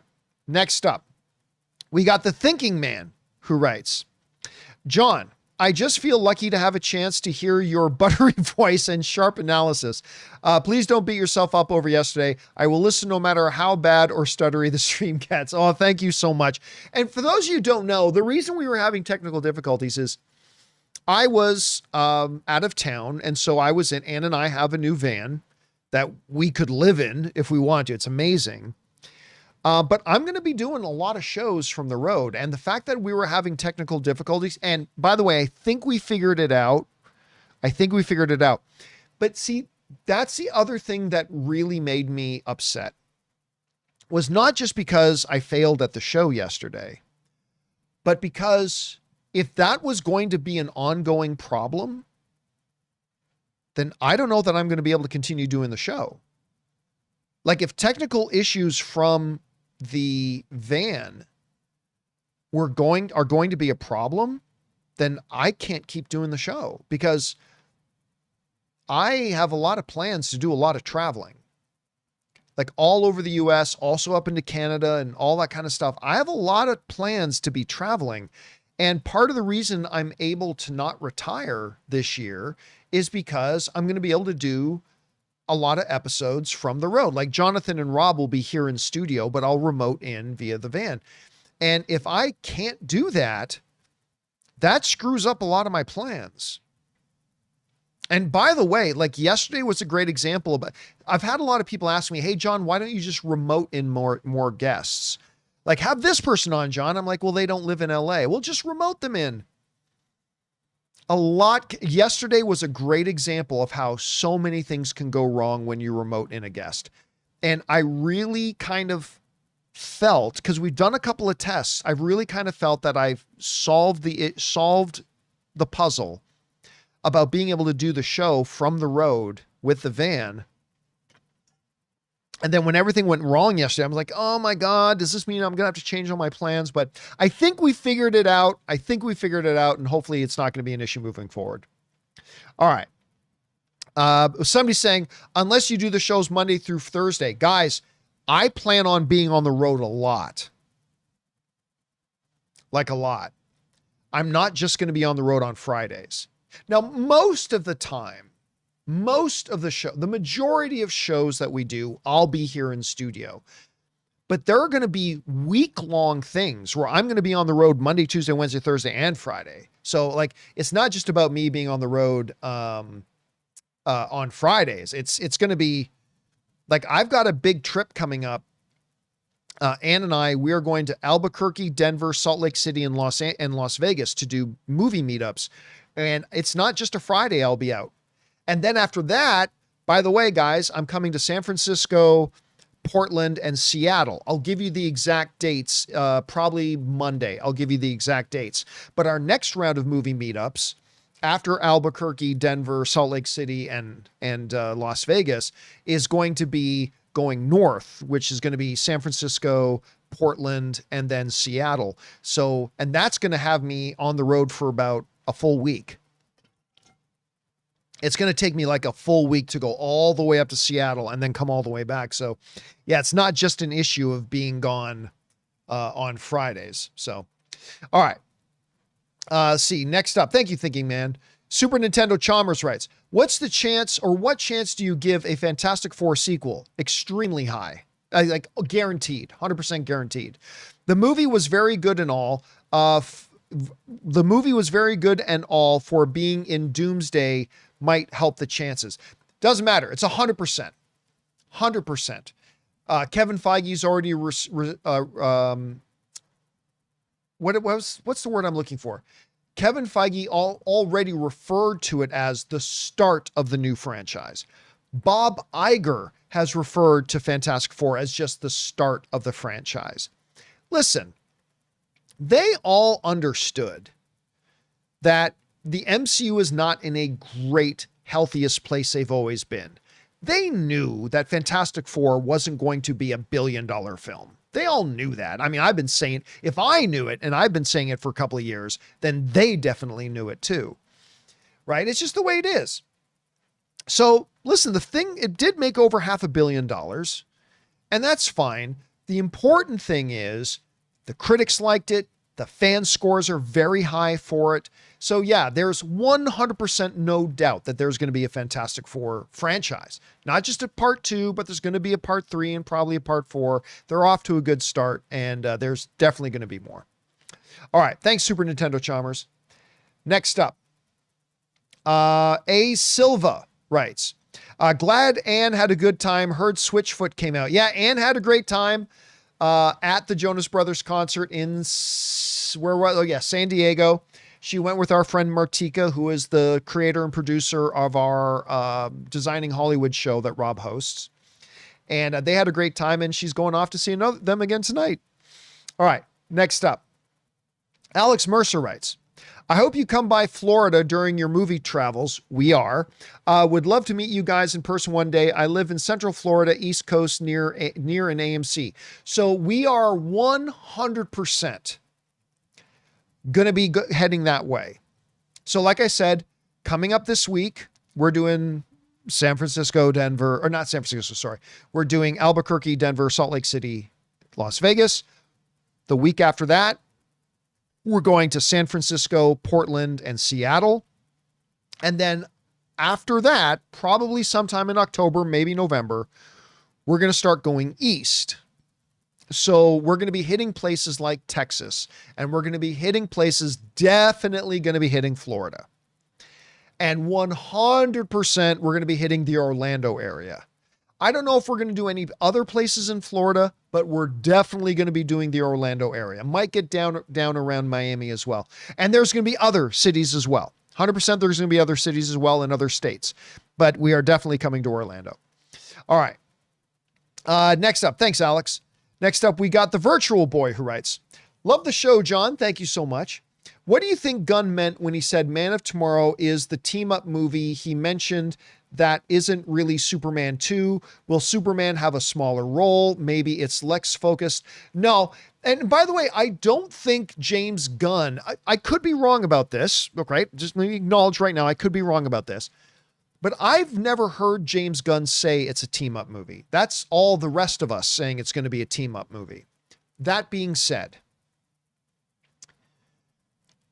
James Gunn also very specifically mentioned that this is part of what he is calling the Superman saga, right?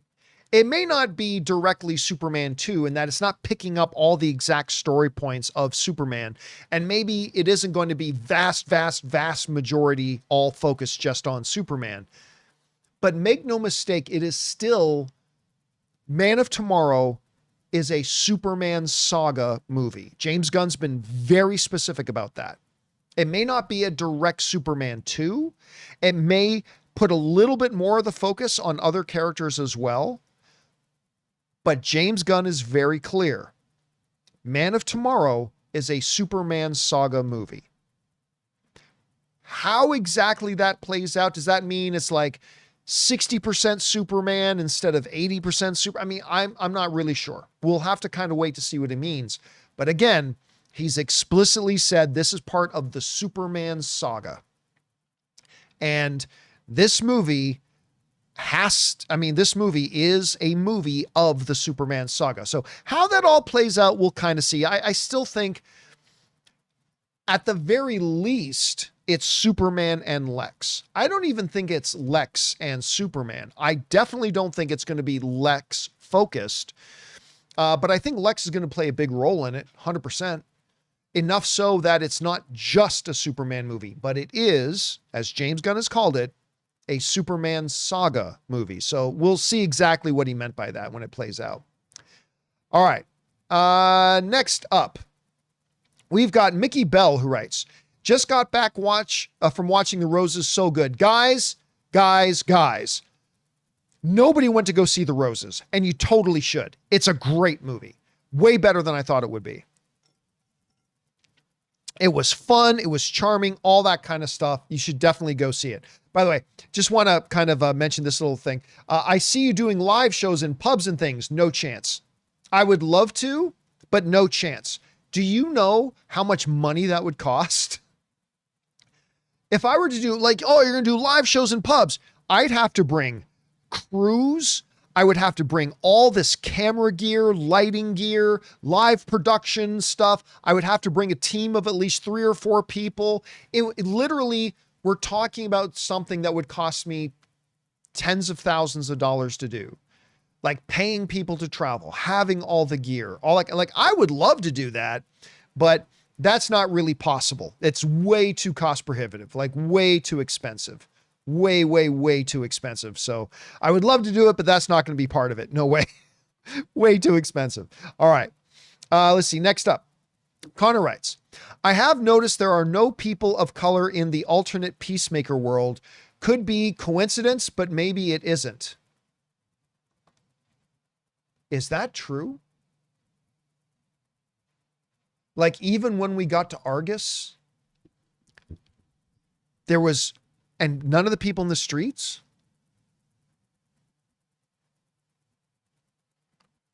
That's interesting. Because remember I said a little bit earlier in the show today, what if the reason Peacemaker broke up with her is what if he finds out something really bad about Hardcore? Like she's that universe's version of White Dragon and she's some racist piece of shit. What if in that universe they did like their ethnic cleansing, whatever? That could totally play into that theory. I never even noticed it. I didn't even notice watching, but you know what? That would totally make sense. If my theory was right, that he's going to find out that as perfect as this Hardcore is in this other universe, what if he finds out she's like some racist piece of shit? That would totally line up with that. Maybe at some point Peacemaker realizes that too. I didn't even think about that right now. That's perfect to bring up. All right. Thank you, Connor. Next up, Anthony C. writes, we appreciate you, John. Keep doing what you do. Oh, thank you so much for that, Anthony C. It's always nice when people just want to write in and say words of encouragement. Thank you so much. I appreciate the support, dude. All right. E-Cats writes, hey, John, did a 3-way with Superman the movie, The Naked Gun and Weapons, started at 12 p.m. through to 12 a.m. and ended with comedy. God bless you, Uncle Campea.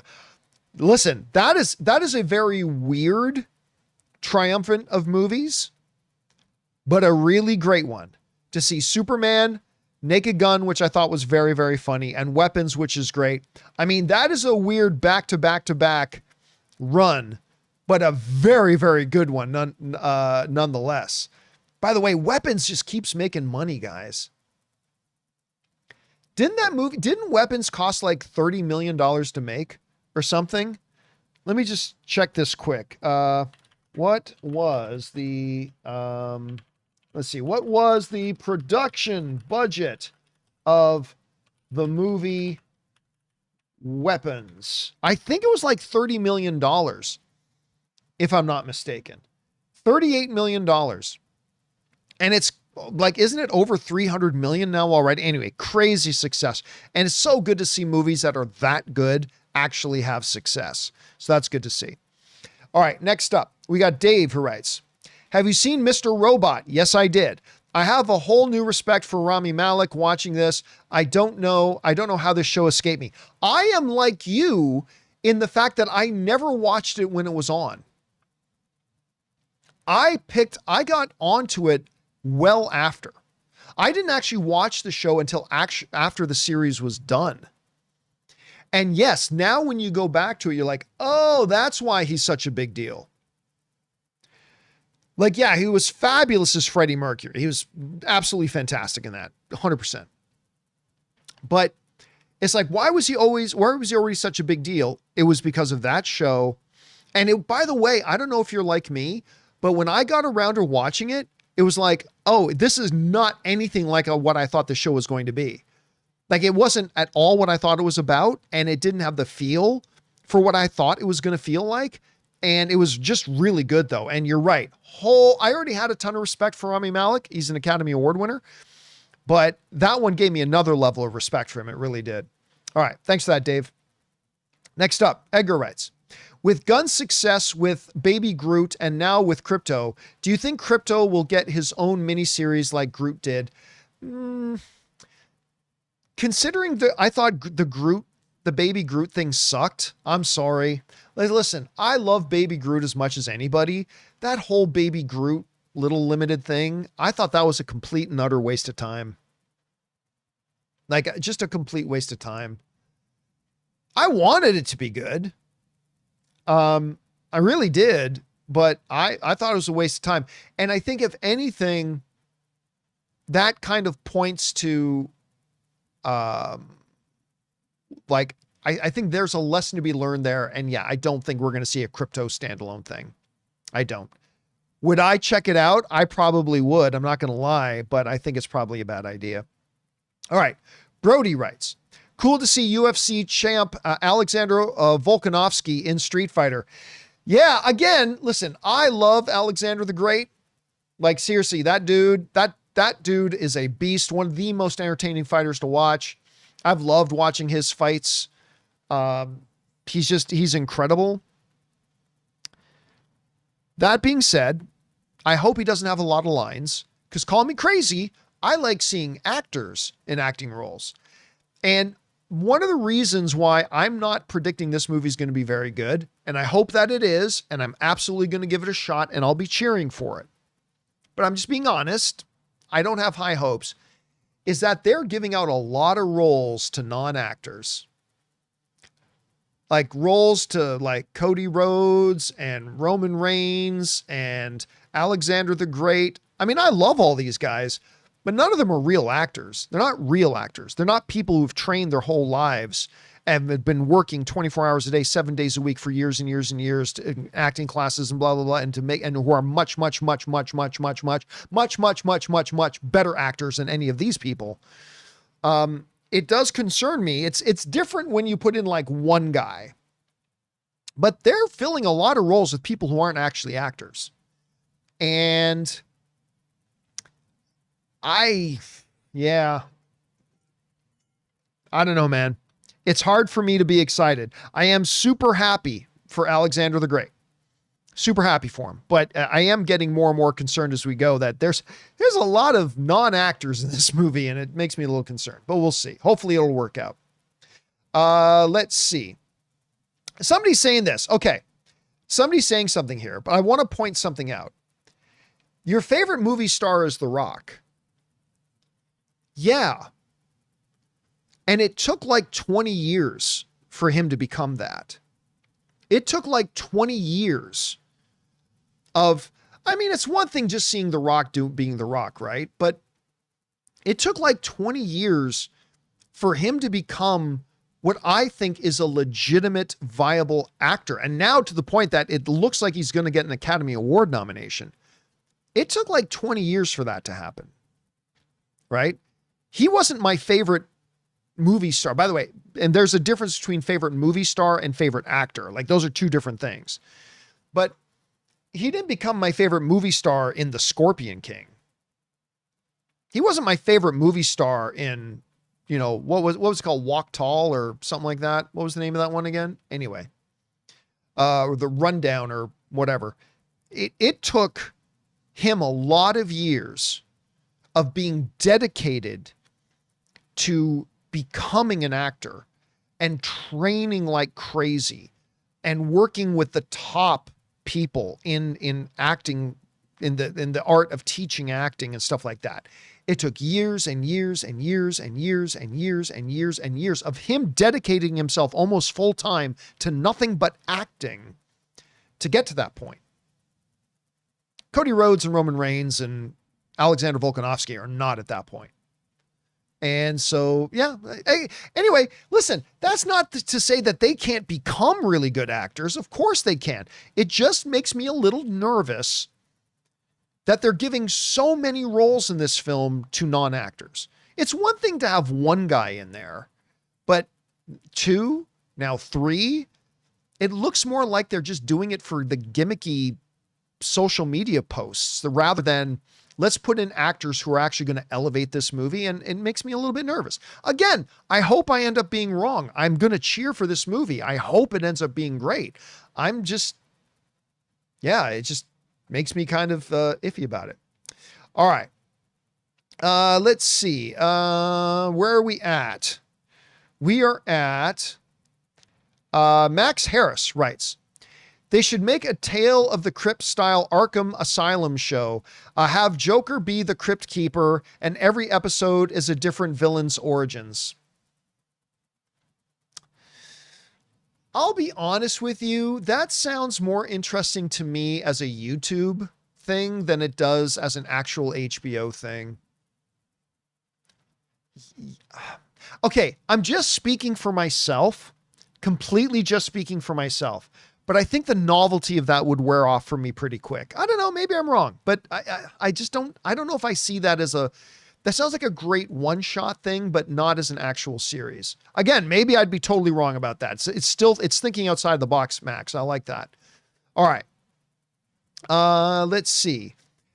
X-Men superfan Emma Frost writes, do you think Wonder Woman or Batman should be the next films that need to be announced? I don't think either of them need to be announced. I just don't. I think they'll come when they come.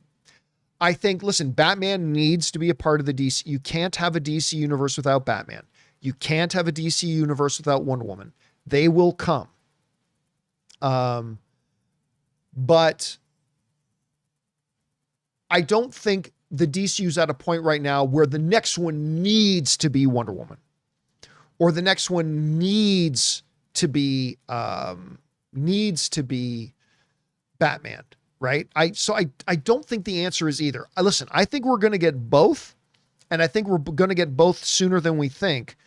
But I also don't think it's the end of the world if like an Aquaman movie gets announced next, or a Flash movie gets announced next, or a Cyborg movie gets announced next, or a Static movie gets announced next. I don't think it's a bad thing if it's that. I don't think the next one needs to be Wonder Woman or needs to be Batman. It could end up being either one of those, but I don't think they're at the point where it needs to be. They'll come, and they'll come soon. But I think they could announce other projects first, and I'm totally okay with that if they do. All right, thanks for that, X-Men Superfan. Next up, Brian writes, do you think Alien Earth will be an anthology series like Fargo or just a continuation like Westworld? Yeah, I don't think it's going to be an anthology series. By the way, I'm not 100% convinced there's going to be a season 2. I mean, maybe they've already announced it and I'm just not sure of it yet, but I'm not 100% convinced there's going to be a season 2. Maybe there will be, maybe there won't be. We'll find out. We'll see. All right. But honestly, I think if it does continue, I think it'll be a season 2. They're establishing these characters. I think there's a lot of story to tell with them. It is a fabulous show. So we'll see where they go with it. All right. Thanks for that, Brian.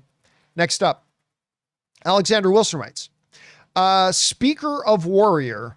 You probably meant Speaking of Warrior. The writer of that show, Jonathan Troper, is the writer of the Sean Levy Star Wars movie, which we did talk about on the show.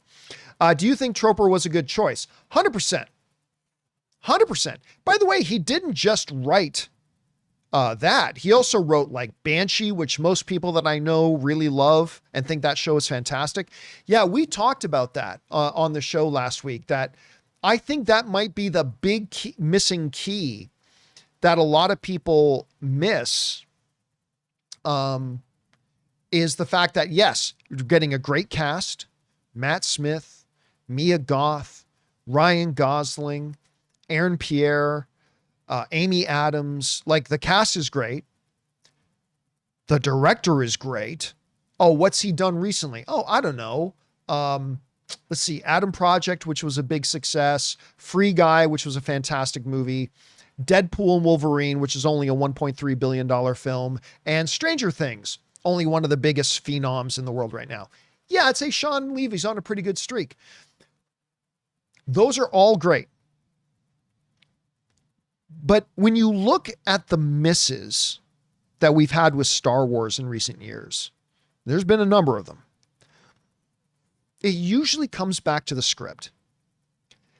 And one of the main reasons that I'm feeling quite optimistic about Starfighter is because not only does it have a great cast, not only does it have a great director, they brought on a really good writer. A writer who, by the way, worked with Sean Levy before. Like, I think he's the guy who wrote Adam Project for Sean Levy, which was way better than it should have been. Way better than it should have been. So yeah, I think there's a lot of reason to be optimistic about it. By the way, guys, I'm going to let you know that there is a very real possibility here. I'm not going to be able to get through all the super chat questions because I've been going for over 2 hours completely by myself here and my voice is starting to go. You've probably heard me stop and swallow a little bit a few times here. My voice is starting to hurt. I'm just going to call right now. I'm not going to be able to get through all the questions that got sent in. But when I stop the show, and I'm probably gonna have to stop it soon because we're well over 2 hours already. I will do a follow-up video. Well, I used to call them companion. Remember, we used to call them companion videos. I will do a follow-up video tomorrow to make sure all the questions that got sent in today, we do get answered. I just might physically not be able to get through them all. Actually, I know I'm physically not going to be able to do it, but I will. Any I don't answer today will get answered in a special follow-up video tomorrow. Okay. Are we clear? Okay, good. So then let's get through as many as we can here. Let's see here. Next up, we got Andy who writes, The Conjuring 4, Lurker, Twinless, The Threesome, and Splitsville are releasing this weekend at my AMC, and 4 of those 5 films are original films. Yeah, and you know what?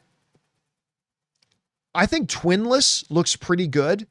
It's got, what's the guy's name? Adam Brody? Is that the guy's name is in it? Anyway. Or is it Dylan O'Brien? Which one is it? It's either Dylan O'Brien or Adam Brody is in Twinless.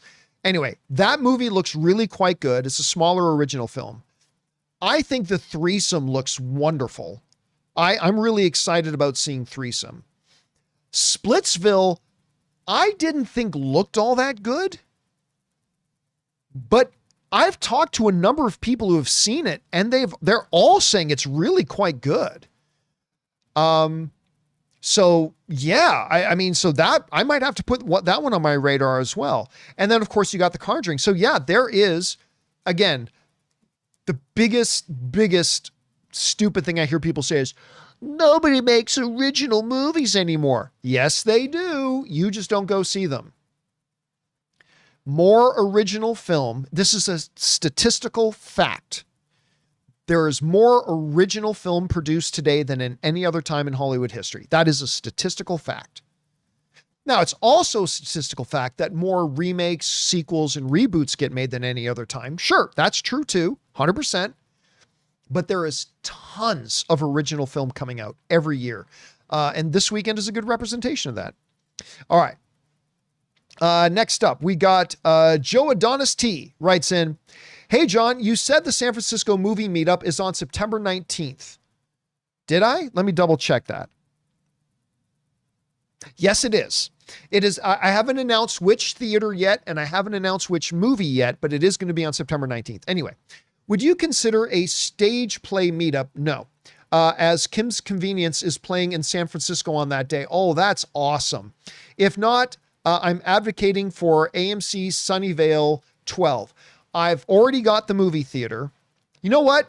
I'm going to tell you guys what the theater is. All right.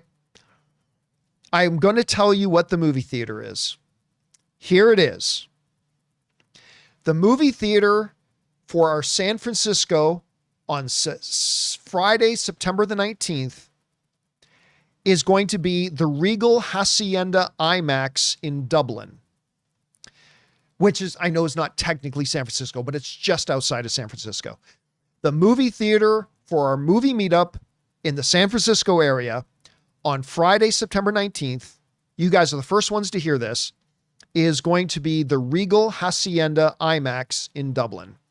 I have not announced which movie yet or what the show time will be, but that is the movie theater in the San Diego area that we will be doing our movie meetup on. So yes, that's where it's going to be. And I hope for you guys who live in the San Francisco area will all come out and join us. It'll be good to have you guys there. All right, let's keep going on here. Hold on a second. Just a small technical glitch, easily fixed. And ta-da, it is fixed. All right. Next up, let's keep going here. We have, who do we have next? Thanks for that, Joe Honesty. Roberto writes, Jason Bourne or John Wick? John Wick. Let me rephrase. In a straight hand-to-hand fight, probably Jason Bourne. If weapons are allowed, John Wick. That's the way I'll go with it. All right, next up. Laura Howard sends in a $50 super chat. Thank you, Laura, for supporting us on that level. That's incredibly generous of you. Laura's a longtime supporter of our channel. Laura writes, where are we at? John, do you think enough time has passed to reimagine John Hughes movies? Yes, I do. Which would have the best chances to make the big money, Breakfast Club or 16 Candles for me? Ooh. So first of all, yes.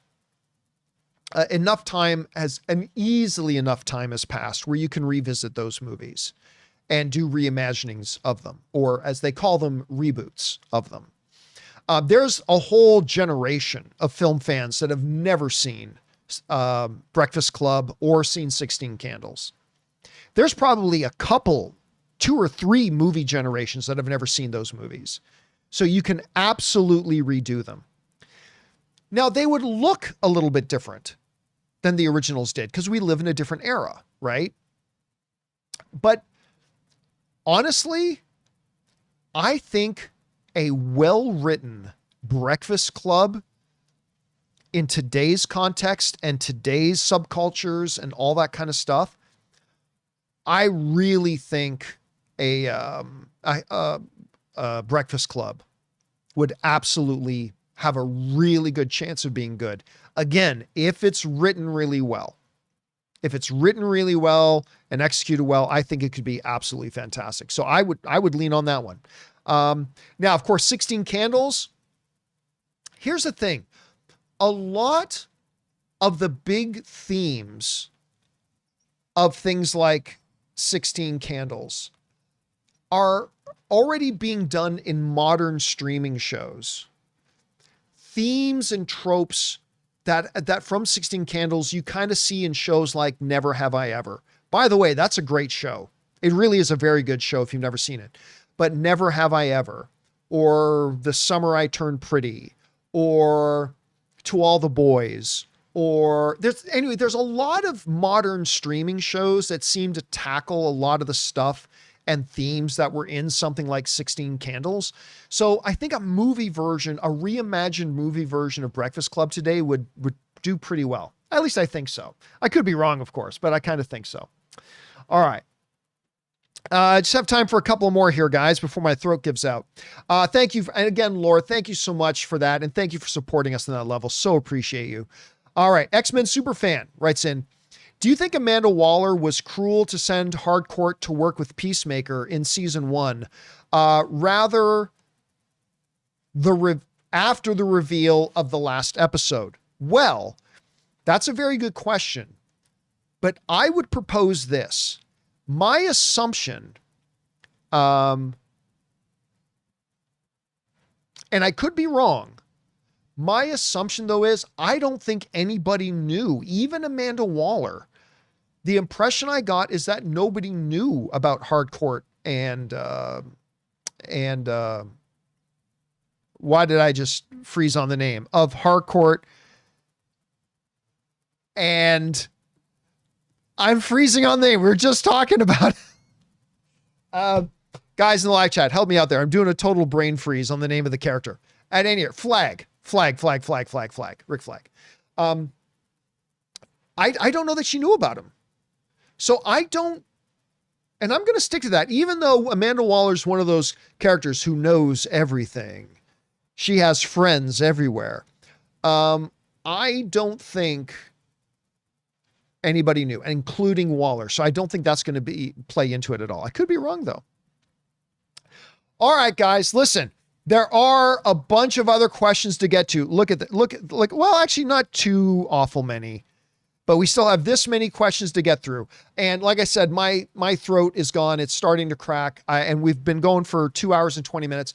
it is time for me to wrap up today's Saturday edition of the John Campea Show. And once again, to all those people who sent in the questions that we didn't get around to them yet, I am going to do a special follow-up video tomorrow and put it out as a special video on the channel to make sure you know we're going to get to your question and answer it. So thank you to everybody for being here today on this special Saturday. I honestly didn't think we'd have anybody watching today, but we have had people watching. So thank you guys for joining me here today. A special thank you to all of you guys who sent in questions. Number one, because you gave us great fun things to talk about. But number two, you supported this channel as you did it. And all of us involved with the show, thank you guys so very much for your support. Once again, guys, keep your eyes open for that special video I'll drop tomorrow answering the rest of the questions. Then, of course, the John Campea Show returns on Monday with me, Jonathan, and Robert Meyer Burnett. We'll look forward to seeing you guys then. So that'll do it for me, guys. Thanks a lot for being here. And until next time, my friends, bye-bye.